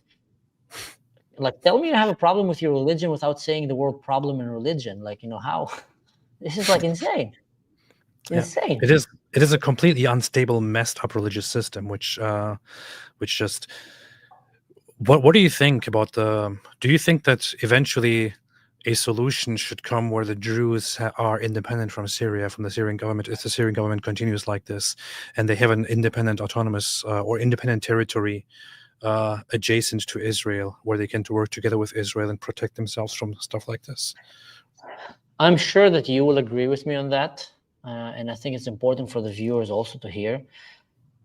There will never be safety for the Druze or the Christians or any minority in Syria while they're under this Muslim regime of Syria. Never. Not today, not 100 years from now, never. And the only way that they can ever live in peace and safety is either if Israel takes them, or if the world and Israel will help them to create a demilitarized zone in that area and provide some kind of protection where Christians, Alawites, Druze, any peace-loving human, ex-Muslims, there's a lot of them in Syria. They're just afraid. They talk to me quite a lot. Like, I'm a former Muslim, but I'm just afraid to say it because it will kill me. And then they can go to the south, and I tell you what's going to happen when that, and if that happen, God willing, that will happen, is that you will suddenly see that the southern part of Syria will become so successful. It will have tourism, it will have science, it will have literature, art, business, peace. And the northern part of Syria will just keep going back in time like a bunch of savages. And I think that will piss them off even more, because for a religion that keeps claiming that they are the religion of peace and that they are the ultimate, most upgraded version of life that planet Earth have ever brought forth so far, and all humans should be like them, they're doing very, very bad with this PR kind of, come join us, we got cookies, come join us, we behead people in the streets and we stone women under the ground and we sex marry like young girls, and there's like only perverts who think, that's a great idea, I can go there, I can have many wives and I can have young girls to be my wives. So I think if the Druze will ever get that chance, and I hope they will, that would be a really good solution. It's going to also be very good for Israel, because that's going to give kind of a buffer zone for Israel for security and keeping these jihadists further from them. And it will probably be the first state, the first entity in the region that is actually close to Israel and that actually Israel can have proper, good, reliable relations with. It would probably be the second most successful country in that region. Because, okay, well, what was your secret? We got rid of Islam. That worked. Man, it works wonders. The moment we kick them out, science, progress, culture, pure, great. So much tourism. I love it. I love women are safe. Children are having proper education. No one is teaching kids to be suicide bombers. No, we don't do that here. Wow. What's the secret? Islam is left there. That's literally how to do it, man. The moment you get rid of it, things will go good. Guaranteed. Maybe the West should listen to some of the advice here and also take that. London should take some of the advice. Me and you should go to the UN and open a falafel stand outside, and kind of open like buy me a falafel. Buy me coffee, buy me a falafel. Open a stand outside and just start to talk to them. Let's do it. Or be taxi drivers. People listen to taxi drivers. We should be taxi drivers driving around the UN buildings, just taking them and just having conversations with them. Put some sense in them. Here's a business startup for us, man. Octopus with head says Israel stayed with the Druze. Yes, it still stands with the Druze. Are there Ligmathigan says, are there clan connections between Suwaida Bedouins and Negev Bedouins that would be even worse? I pray for the people of Jabal Druze. No, not too much. The Negev Bedouins are more connected to Egypt. So some of them have connections with Egyptian Bedouins and with Jordanian Bedouins. Not very much with the Syrian Bedouins. They're not really connected to them. Nice. MTX saw Westerners downplaying literal top lips being snipped off. They would rather the Druze be genocided than accept Israel is doing something good. I haven't personally seen those videos, but I've heard of them. Have you seen that? But with some Druze people's lips being cut off or something like that in the attempt to supposedly cut off their mustaches. I don't know. I think he's meaning more about, kind of metaphorically. Yeah, but I've seen some descriptions of that literally happening as well. But people don't want to give Israel any good credit. Islam would rather plunge the whole world into war just so they could massacre non-Muslims and implement Sharia law. That's very Islamophobic, very rude of him. Ein Ausländer, he is some guy who gifted 50 memberships, 50 more memberships, 150. Fell asleep on the button, man. 200, 250, 300. What's going on here? What's wrong with you? How does this membership thing go? Like, I've seen that on my channel as well, and I gotta admit, I never really took some time to study it. So I see these people randomly giving membership, and I'm thinking, like, that's nice. 450 wow. Memberships. This person gifted 450 memberships. Well, first off, very nice, very cool, very, very well done, very nice. Fire. But what it basically is and people pay some amounts of money that you can establish those ranks yourself, but people become members. So they can have custom emojis. They can have certain titles. But whenever they make a comment, they're just kind of highlighted and all that. It's kind of nice. So anyone who's a member is actually paying money to the channel?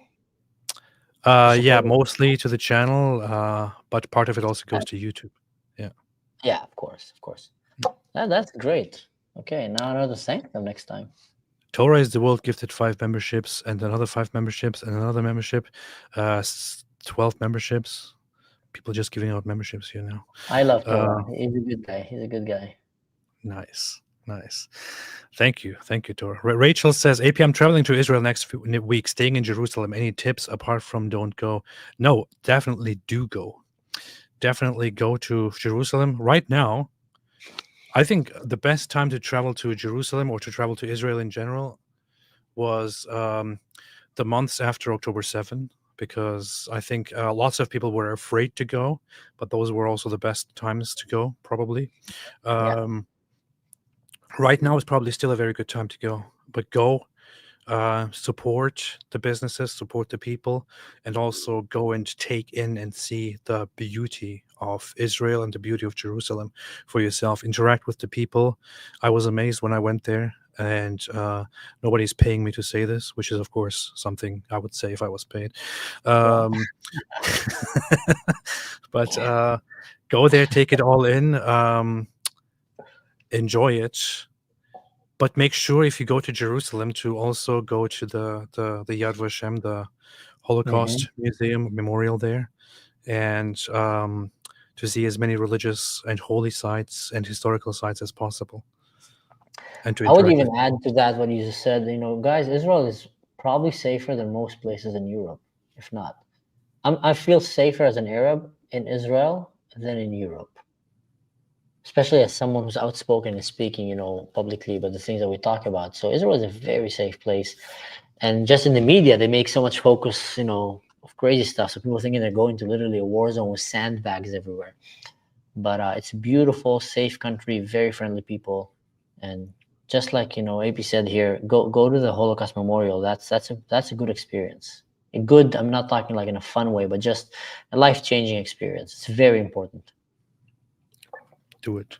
Now you have two people saying it. See, Apocalyptic. So great to see you guys streaming together. Love you both. Greetings from Germany. Thank you all for your amazing work. Greetings to you. Greetings to you. Greetings back. She's a great Good to one. see I see her on my channel as well. Good to see you here. Mosh, what's up? Cutting the mustache of the Druze, cutting the long Jewish sideburns. We both know who did the latter. Different people, same ideology. Yeah, you could say that. It's a symbolic act of humiliation done just to humiliate these people, just to subjugate them, to assert authority, to make them as little as possible, to inflict pain, emotional pain, psychological warfare, whatever it is. It's just such a nasty thing to do, man. Absolutely nasty. Yeah. And there's a lot of love for Hitler in these sections of the world. They really like him. Oh yeah, there is very much. I see you recently made a video about that, didn't you?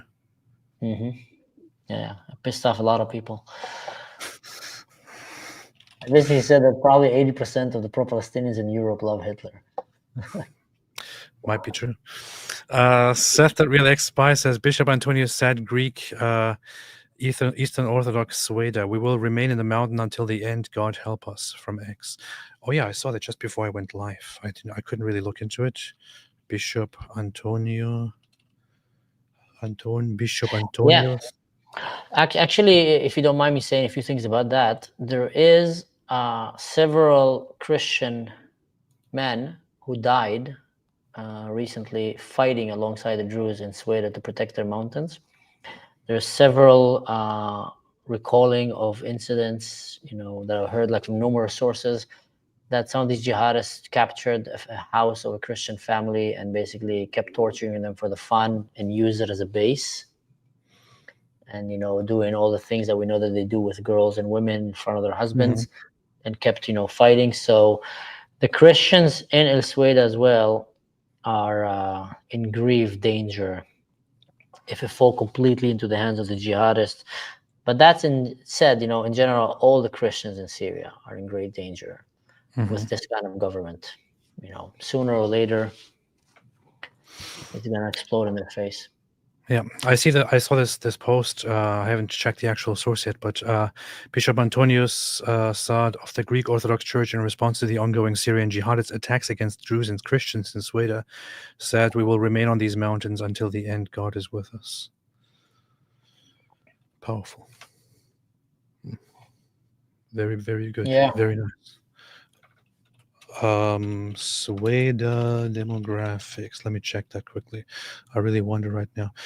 According to most recent numbers, Druze make up over 90% of Sweda. Christians make up around 7%, and Sunni Muslims around 3%. It says. Okay, I see. Interesting. Hunting Shark, just waiting for the UN, BBC, CNN, MSNBC, Amnesty International, Western leftists to come out and call out the genocide of the Druze. Keep waiting. It's too difficult for them, and they don't have the time for this. They don't have the time for this. It's too difficult. No, it also will make their friends look bad. They don't want to do that. Yeah, that's true. That's true. Heaven Bound hadn't even joined the stream yet and got gifted a membership. Haha, thank you. I know Slender. Oh, hi, AP and Mansoor. Hi. Good job. Dolan is a super sticker. Thank you so much. Coffee House Dialogue. What's the update on the Christians in Syria? For as much flack as I gave Antioch for selling out to Islamism, I don't want them dead. Yeah, I also don't like how some of the people in the Antiochian church talked about the conflict and about Hezbollah and all that. That said, I would also not want to see them get hurt. So what do you think the situation with Christians outside of Sweden is in Syria? Do you think there is like a... If you remember, there was a suicide bombing that happened in Damascus in a church. Yeah. And so the guy who walked in there, apparently he came with a team of 4. And the plan was that he will go start shooting and then go Allahu Akbar and blew himself up. And then the other guys will start shooting the responders, but they kind of ran away and they were chased. There were a bit of reports in the beginning, but then it all faded out. They didn't want to talk about it too much, which is, quite normal in these kind of regimes to hide the truth. But just like people need to understand that in the eyes of Islam, Christians are a much, much bigger enemy than Jews. Jews were a nonsense. There was just a small group that got subjected, slaved. The real war of the Muslim empire was with the Christian empire. Yeah. And they got defeated by the Christian empire. They lost to them. They were never really defeated completely, but the Christian empire became later on democracy, science, and et cetera, and they stayed and they crumbled and fell down in corruptions, but they still keep that dream of one day. And that's why countries like Iran will say America is a great Satan and Israel is a small Satan. And once they're done with the other things to deal with, they will go against the Christians. Right now, they don't want to do that, although their people are going, is because they really don't want to also piss off America on top of everything. But I think don't be fooled, people in America or anywhere around the world. The Christians in Syria are a very, very bad place to be. And I know several of them that talks. That's the church, exactly. This is the Mar Elias Church, the Prophet Elijah Church in Damascus, which was bombed. When was that? Several weeks ago, almost a month ago, in June, in 22nd of June. So this was attacked by a suicide bomber in Damascus. Beautiful church was damaged, and lots of people were killed. So 31 people, including their perpetrators. So 30 people died here. I wouldn't really call them a person. Over 50 have been injured, and this was done by the Islamists under the watch of the Jilani government once again. But you bring up a good point. Sometimes we forget things, and I think the West has also forgotten it very much. And when I talk about this, when I talk about which religious group is hated more by Muslims, we do talk a lot about the very hateful and messed up language directed at the Jews. But you have a point here, which is that I also talked about this with Dr. Einat Wolf, for whom I have a lot of respect, and we also kind of basically established that throughout history, the Muslim perspective on Jews was that these guys we will eventually get rid of them, but the general perspective was that Jews are pathetic people that are at our mercy, and they should do whatever we say, and we can kick them around, and if they get out of line, we will just we will set them straight by force, and so on. But with the Christians, it was always much worse, because the Christians weren't pathetic, and the Christians had the power to fight back, and they did fight back brutally. So the Islamists, the Muslim world, still has a lot of envy and a lot of resentment against Christians, and they would love to get back at one point. Yeah, hey, man, me and you having a podcast and having a laptop, and anyone back home that have a smartphone is thanks to the Christians, like it or not, because they stood strong and brave and defended planet Earth from the Muslims. We're living in a better world. Everybody did crazy stuff back then, undoubtedly, but thank God that they won. Otherwise, we'd be living under these lunatics right now. We'd be living in a really, really, really messed up world. Yeah. Here's Anna Slender making more, gifting more memberships. Thank you, Aina Slender. Ophelian said, thank you. Lord SL said, Allah is Allah, Baal, or Moloch.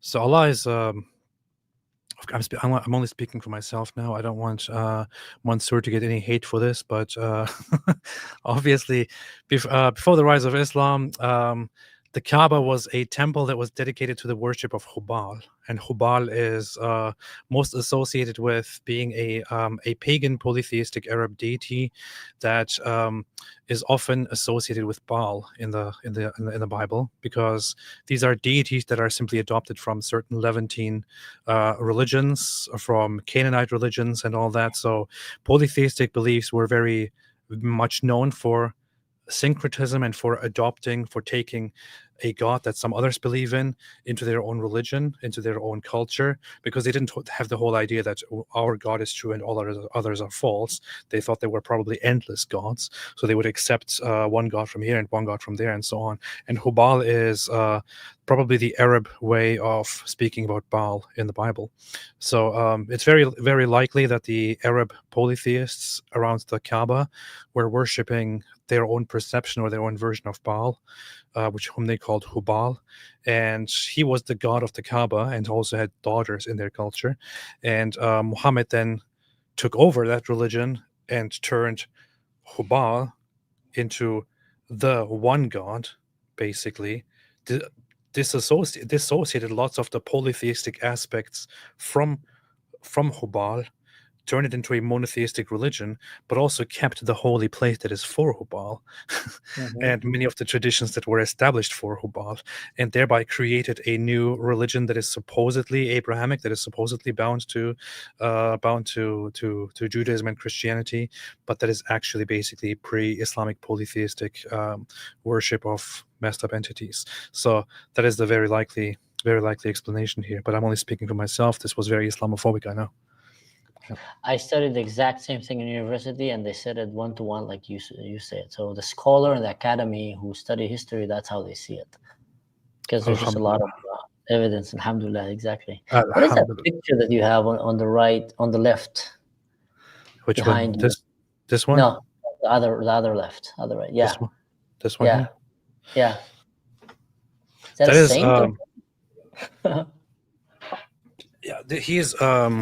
So I'm an Orthodox Christian now, but he's considered a saint in the Catholic Church, and he's this is Saint Maximilian Maria Kolbe, who was who in the Holocaust he was a Catholic priest who was sent to the concentration camps and gave his life to protect others, to help others, and was killed by the Nazis.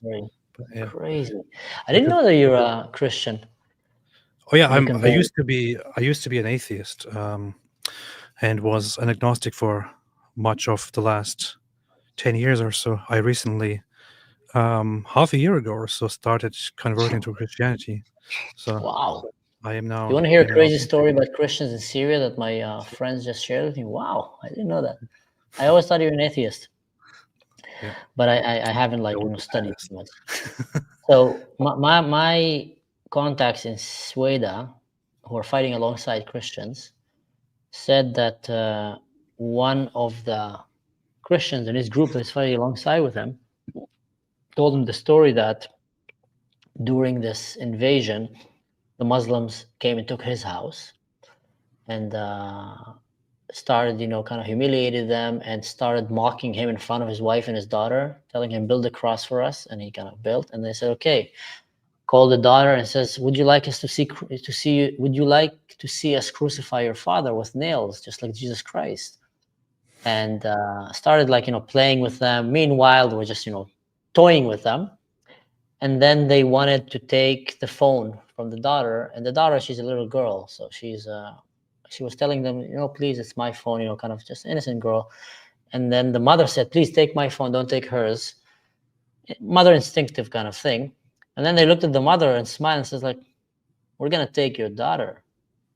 And, what a terrible thing to hear that. And when they were kind of, taking the daughter and pointing guns at them, the mother said, the husband, he's a Christian, but he's not a following Christian. That's the story that I heard from the Druze, from the Christian himself and from the Druze himself. So they actually told the same story.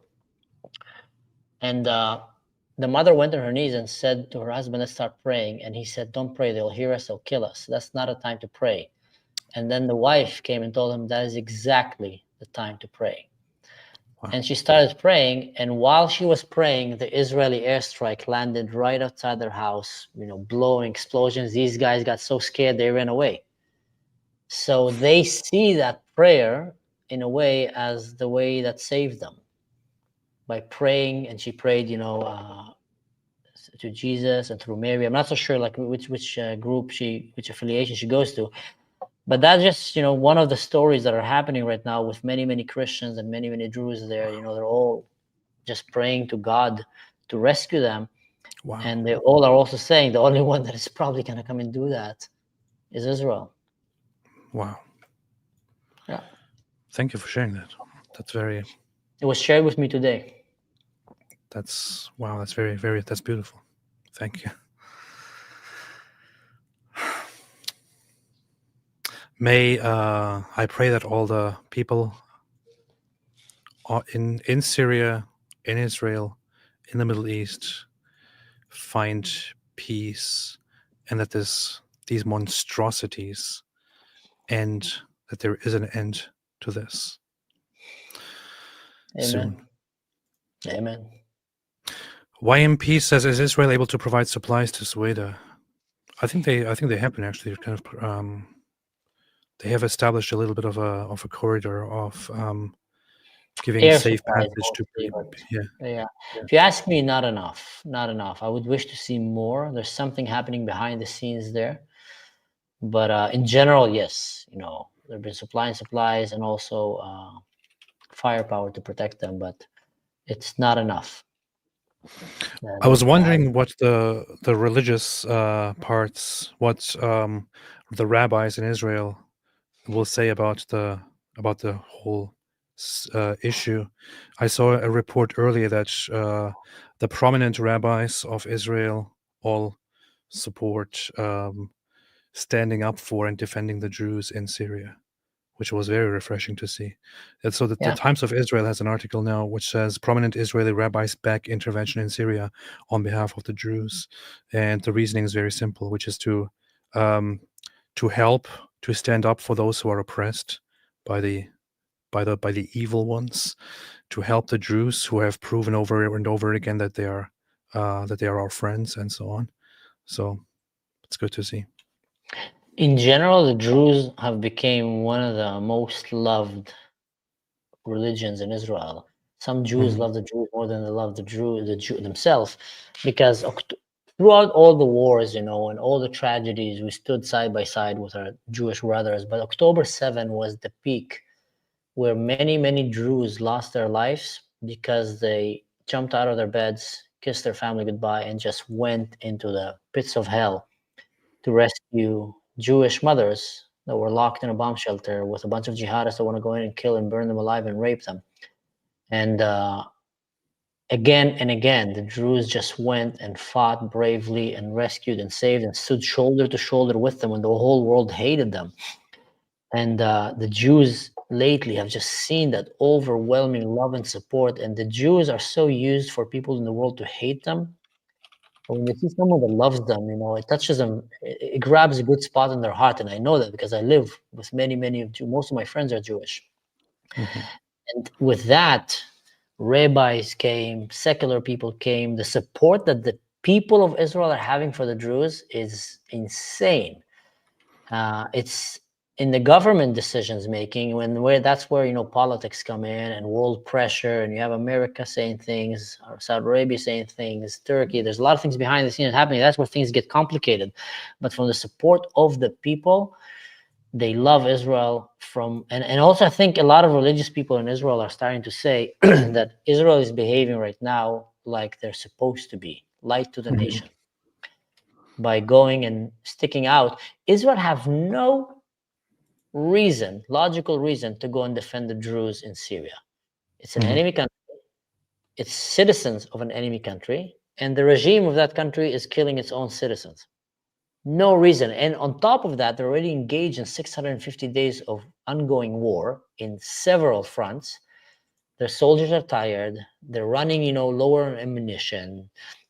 The market is a big toll on the market in Israel, on the civilians in Israel. And to go and just engage in another war for the sake of minorities that are not Jewish in a foreign land is just, insane. But they're doing that. I don't see Americans going and fighting in Sudan to rescue the Christians that are being genocided in Sudan or in many places, in the Middle East. And that's a Christian nation. I don't see Europeans doing that at all. Israel is literally going out of her way to defend minorities, and many, many Jews in Israel are seeing that as the way that Israel should be, a light to the nations. They were called to be Ol Goyim, and they are in many ways, in startup, high-tech, medicine, all kind of stuff. But also in sticking out and defending others. And they're starting to behave for the first time. We're seeing Israel. That's coming from many military experts. For the first time, we're starting to see Israel behave like a regional power. Yeah. Coming and saying, we are the power here. We dictate the rules. You abide by our rules. You play by our rules. And thank God, because they're a good country. So they're saying our standards is you don't hurt minorities, you don't do crazy stuff, and if not, you're going to mess with us. And Israel never done that before. I think after October 7, also something happened with Israel, which is kind of like this attitude of we don't care anymore about the world's approval. We will just do whatever we think is right. So that's pretty much the attitude right now. But here is Rabbi Kalman Ber, who is the chief Ashkenazi rabbi of the chief rabbinate in Jerusalem. What he said is, we are witnessing a brutal campaign of murder against the Druze people.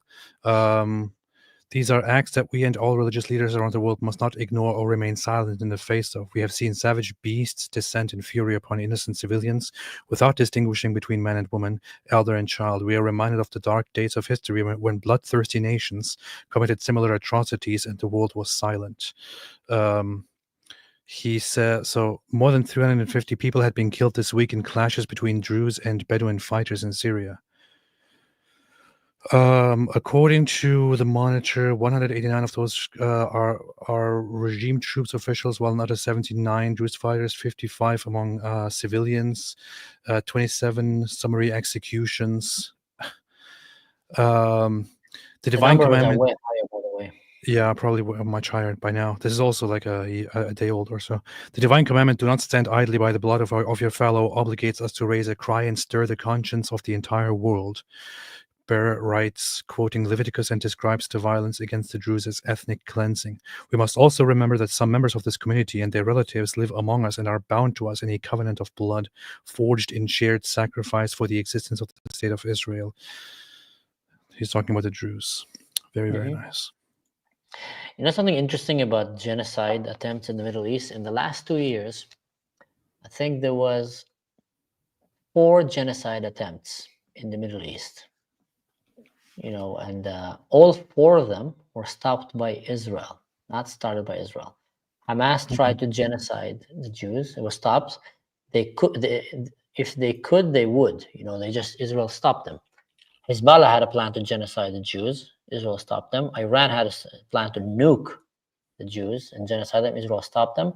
And now Syria regime, Jawlani, is trying to genocide the Druze, and Israel is working on stopping him. So the only actual 4 kind of attempts or real clear intentions and almost kind of starting it were done by Muslims in the Middle East, and all 4 of them were foiled by Israel. But then again, the media keeps saying that Israel is the one that is doing a genocide and not mentioning any of these ones that actually want to do a genocide. Crazy. Oh, somebody just asked if you spoke Hebrew because you said, I think, light to the nations in Hebrew. But you obviously, you speak Hebrew, right? Yeah, I'm an Israeli. I was born and raised in Israel. Yeah, so. Sometimes I find myself counting in my head in Hebrew. And I'm like, wait a second, do I speak Arabic or Hebrew? Or So you speak Arabic and Hebrew both? Arabic and Hebrew and English, and learning German. Nice. You can learn German from me. I speak German. Really? Oh my God, such a difficult language. It is. I know how to say Schluppi and Winke Winke. Little kids' language, Winke Winke, Schluppi. Leonardo said, Ridwan Habibi, your Turning Point USA speech made my day. Your humor and genuineness showed. I hope everyone will see who the real enemy is in this time. Thank you. Thank you, Leonardo. I appreciate that. I really liked giving that speech, and I hope it reaches lots of people. Muslims, 1.5 billion plus people, 50 plus countries, historically current oppressors, enslavers, genociders of others. Leftists, Muslims are a persecuted minority. It's so true. So bizarre that it's actually, people believe that. Kemalos, during the Lebanese civil war, the Druze of Lebanon under the Jumblats were allied with the Islamists, the PLO, and against the Maronites and Israel. I think in Lebanon, some things got a little bit. I also saw some Lebanese Druze authorities over the last few years speak against Israel and against the Druze inside Israel and all that. So It's there seems to be a Jumblati little, people. Yeah. there seems to be a little bit of a thing here, disconnect The or something. Jumblati people have, aligned their, future with communist and jihadist ideas, and many of them are full on, basically jihadist even. It's very sad to see it, but you can also see now a lot of the Druze in Syria are very upset at them because they're not saying a word. Mhm. They would rather see their brothers get slaughtered rather than come and say thank you, Israel, or even point out that Islamists are doing something wrong. So not all. There is people standing, but yeah, there's a big problem with the Lebanese Druze community. Kind of a bit of Jumblat has issued a condemnation of Israeli interference. What the heck? yeah, what an idiot. The only one is trying to save your brothers, and you issued a condemnation. That shows you how polluted your brain is with hate towards Israel. Anti-Semitism is a disease, man. Some people who get infected with this virus, they behave really nasty and weird, really nasty, against all logic. That's so messed up. Your fellow people are getting massacred. Israel October 7th. jumps in to save them, and you then speak against Israel here. Yeah, October 7 of your people, and the only one coming to save them, you speak against them. Just shows you how crazy they are. Messed up. Thank you for the super sticker. God used evil Assyria to punish the Jews, says Mark Vendy. Now he's using Muslims to punish the Christ-denying Jews and Jews. Who are we to stop this punishment? Mark Vendy, you really need to brush up on your rhetoric here. It doesn't work. It's pretty bad. It's pretty bad, man. It's pretty bad. Because I wonder how you explain the suffering that Christians are undergoing right now in the Middle East. No, but just to think that that God will want a little baby or a little 4 years old, 5 years old to see his mother raped in front of her eyes and then beheaded, and then that kid gets kidnapped and become a sex slave and tossed between ISIS fighters, between truck to truck, and becomes pregnant 4 times until she's 18 and suffer a terrible fate. And if to think that God wants that because he wants to punish the Jews, that just shows how detached someone can come and just say that. It's such a vile thing. You have to be really sick and really messed up to leave a comment like that. Seriously, show yourself out and never show yourself here again, whoever you were. No avoid from Israel annexing the Druze Syrian, says Paul. Rebecca, what's up, Rebecca? Rebecca! Shout out to Rebecca. Rebecca is actually the one who put us both in contact, I think. She did. Yeah, she did. Yeah. She put me in contact with a lot of people, Rebecca. Rebecca helped me out during the night of the massacre of the Druze. I went and did a live, and I ended up doing it for 4 hours because I was giving live updates. And Rebecca stayed with me for the entire 4 hours. And whenever I just teared or had to go aside for a second, she was, talking and keeping. And I was just forever be grateful for that. For what Rebecca did. She showed that she's a true sister. Rebecca is awesome. She does a lot, and it's very, very much appreciated. Very, very much. David, what are you doing here, man? You're not supposed to be here. You're traveling. David says David Wood looks different with a hat. So, yeah. So David is the one that I usually go live with on my channel. David Wood. But he says the highlight. Okay, fair enough. I see. Yeah, he's acting as if you were David. Good name. Yeah, David said I was wanting to go live last night with David, everybody, but David said that he has some, I don't know, he gave me some excuses like I have to be here, I have to be there, something like that, and yeah, couldn't do it. Always with these excuses, man. Humans. Monkey made a super sticker. Thank you. Appreciate that. Hyperactive brother, your voice matters. You risk more than we can imagine, and we'll never forget that. You're part of our story now. Thank you. You're not just brave, you're righteous. I think he's talking to you, Mansour. Oh, well, thank you. If you're talking to me, then thank you so much. I'm simply trying to be right now. The real brave people in this story right now are the young men and women and the elderly, the people in Sweden, Druze and Christians that are simply trying to survive and choosing to not bend the knee to Sharia. That's something admirable. It's probably maybe not the smartest thing to do if you want to survive, especially if the world is not going to step in. You might end up dying. But they're saying, and many Druze and Christians are saying, we will not bend the knee to this evil religion, and we're going to stay here. And if we need to die with our heads up high, we'll do that. And we don't have a lot of these people nowadays that are willing to fight until the end for principles. You know, a lot of us are living today in a world that we have thanks to people like that in the past that did not give up. And, you know, we should really respect them. But thank you so much, Hyperactive 94. Appreciate it. Thank you, Hyperactive. I saw your other comment as well. I appreciate it. Meredith Grotti, Ibrahim's sword and scimitar was enlightening. Christians have a short memory concerning our history, like West is playing checkers while Islam chess. I mean, it's just by choice, you know. It's like Western people are basically blinding themselves. They are taking the chessboard and hitting themselves in the head with it and holding it in front of their faces so that they can't really see what's happening. That's what the Western world is doing.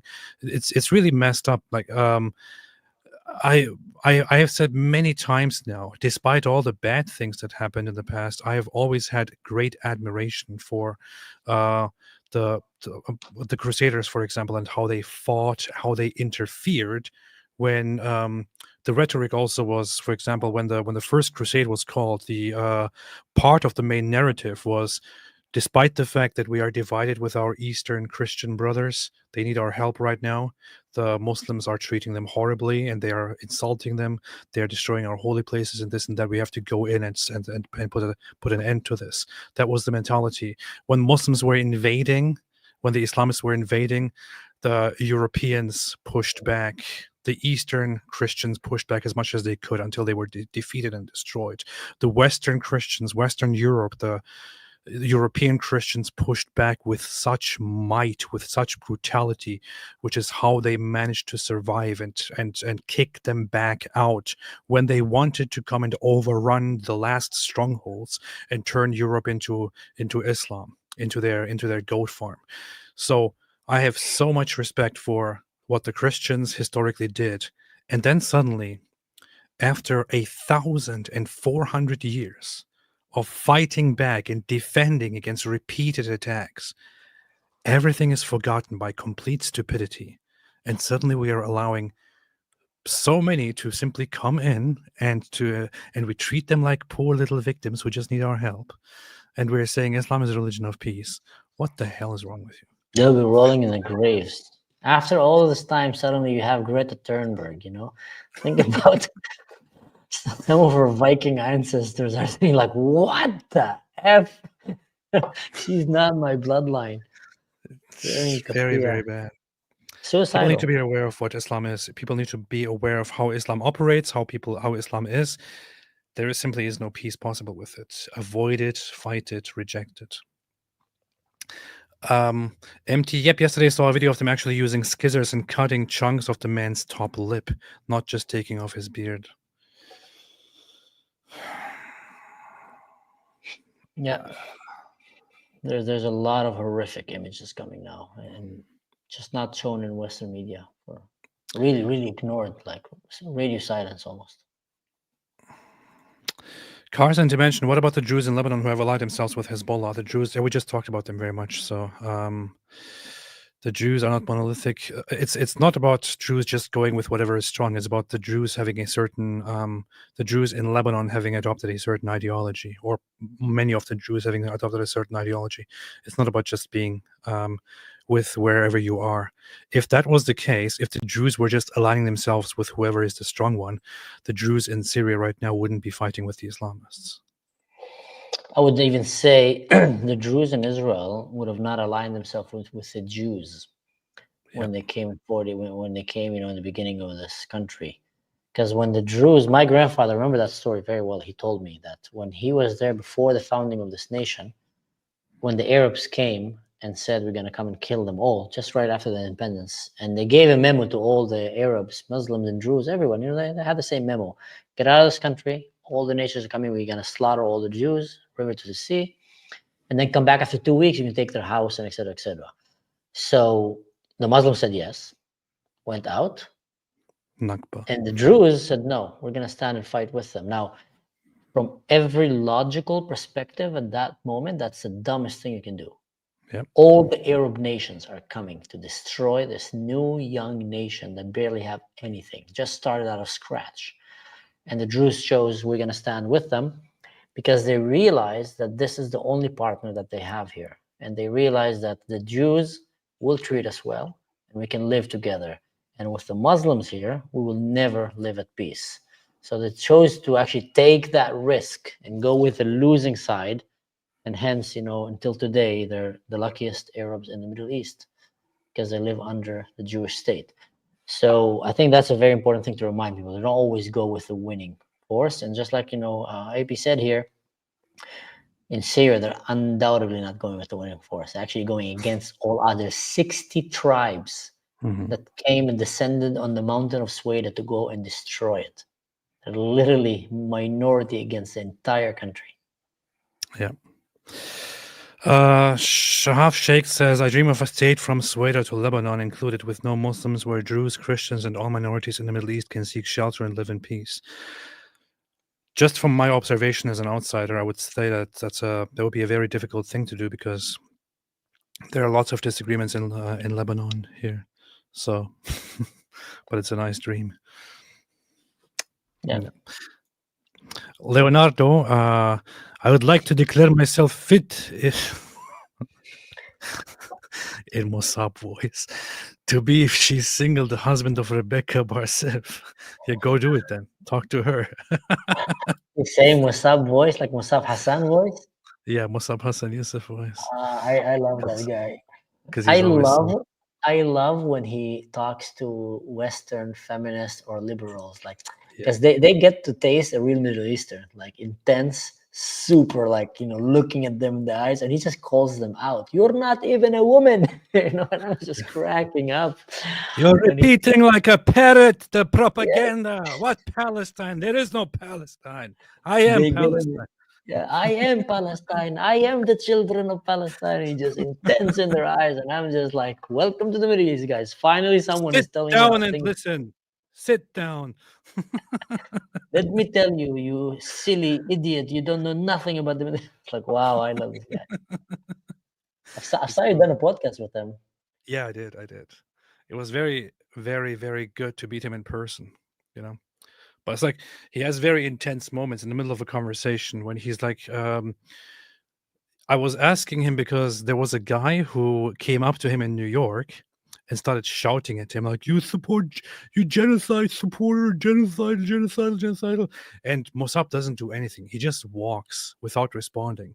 And the video was a very short one, but he told me during the interview, he said that this guy who was harassing him actually walked behind him and filmed for like an hour or so. And I was like, what? For an hour? Was he really there for an hour? And then Mossab says to me, Mossab looks at me in a very serious face and says, do I need to repeat myself? I generally felt like, okay, I don't want to ask him anything else. Like, yeah, don't push him. I mean, the guy had some crazy life. It's very, very, very intimidating. Actually funny because me and him served kind of in the same time. Like I was a little bit after him, but still at the same time. I was in the Israeli side in the special forces, and he was already working for the Shabak. Mm-hmm. I mean, we never met, yeah. But a lot of the things that he recall and talk about from that times, I remember it very, very vividly from the Israeli side.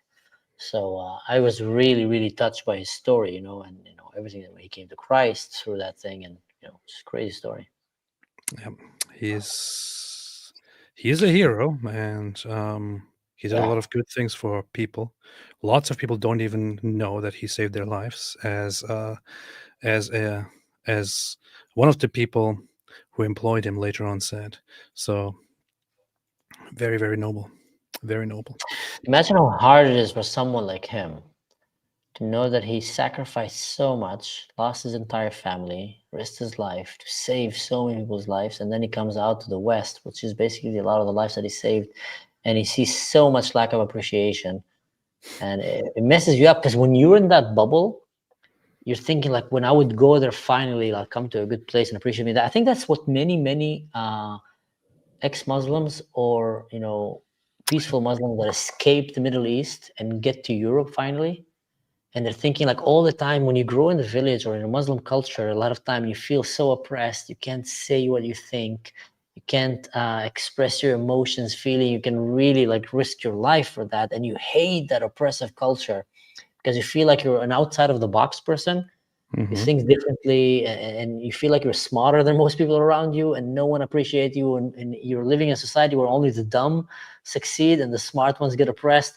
And then you say in Europe is different, in Germany is different, and you met someone from there, and you read, and then you reach there and you start telling them how bad where you came from, and they start calling you an Islamophobe, and they start shaming you, and then you realize you are hated now. Yeah. And like that plays with you. I've seen so many people get depressed. Yeah, They I heard it from from lots of people. I mean, that's unfortunately the realities of our time. It's really, really weird. yeah.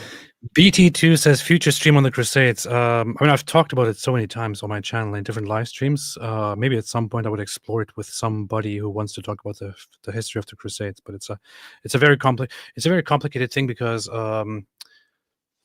as I always say that fundamentally the idea behind the Crusades and the motivation was a good one. It was a noble one. It was totally necessary.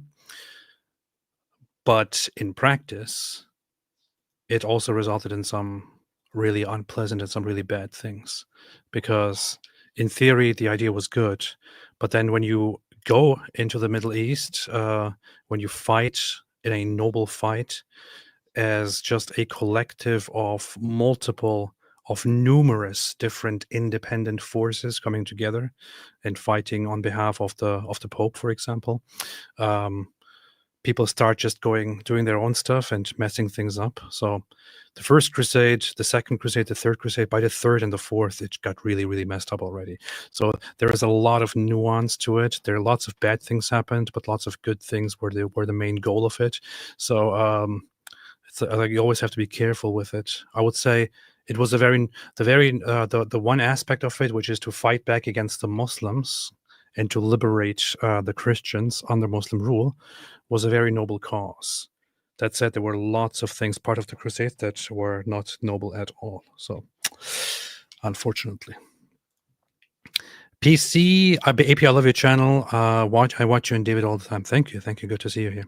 Good to see you here. All right, and I gotta go. Mansour, anything else you want to? By the way, Mansour is, as he explained, you can find him here on YouTube. I also put a link to his channel, or I tagged him in the description. So everybody, if you want more from him, check out the description, and you can directly find a link to his channel where he's doing good stuff. And I really enjoyed this stream. Anything else you want to say, Mansour, to everyone? The pleasure was mine, man, and I very much enjoyed talking to you. You're a very clever guy, and you know your shit. So it's fun to talk to someone like that. It's refreshing to talk to someone and understand these things. But if I may just, to say the last, few words here before, is please don't forget the people in Syria right now. They are going a horrific time, and anyone here that will take some time and just share videos like that, share, even if it's horrific images, it's sad to say that, but mainstream media is not covering it. And we are witnessing a genocide of a small, beautiful religion that is not represented. They don't have a country to protect them, and they're alone. And the only one that is standing for them is Israel. But Israel, people love to hate Israel. So it's quite hard for Israel to do that. So we need the help of everyone out there to share that story, share the story of the Christians that are being persecuted in Syria, and just really, hopefully, we can bring enough awareness for politicians and mainstream media to start covering it and start to make things happen. And also, if you can remember in prayers, there's a lot of dear people there that I know that are fighting right now for their lives. And I really hope that they will stay alive. I agree with every single word of that. And gosh, why did you share this with me? Yeah, Black Angel just shared a video. The hell, a video where they are forcing people to jump off the balcony. In Syria. Yeah, civilians, all that. So pray for them, remember them, share their stories. But yeah, thanks everybody for watching. I might be live again later today, or maybe not, but definitely tomorrow. But thank you so much, Mansour, for joining me. This was a great pleasure. I loved it, and we should talk again in the future. Definitely. I'm always available for you, brother. Thank you.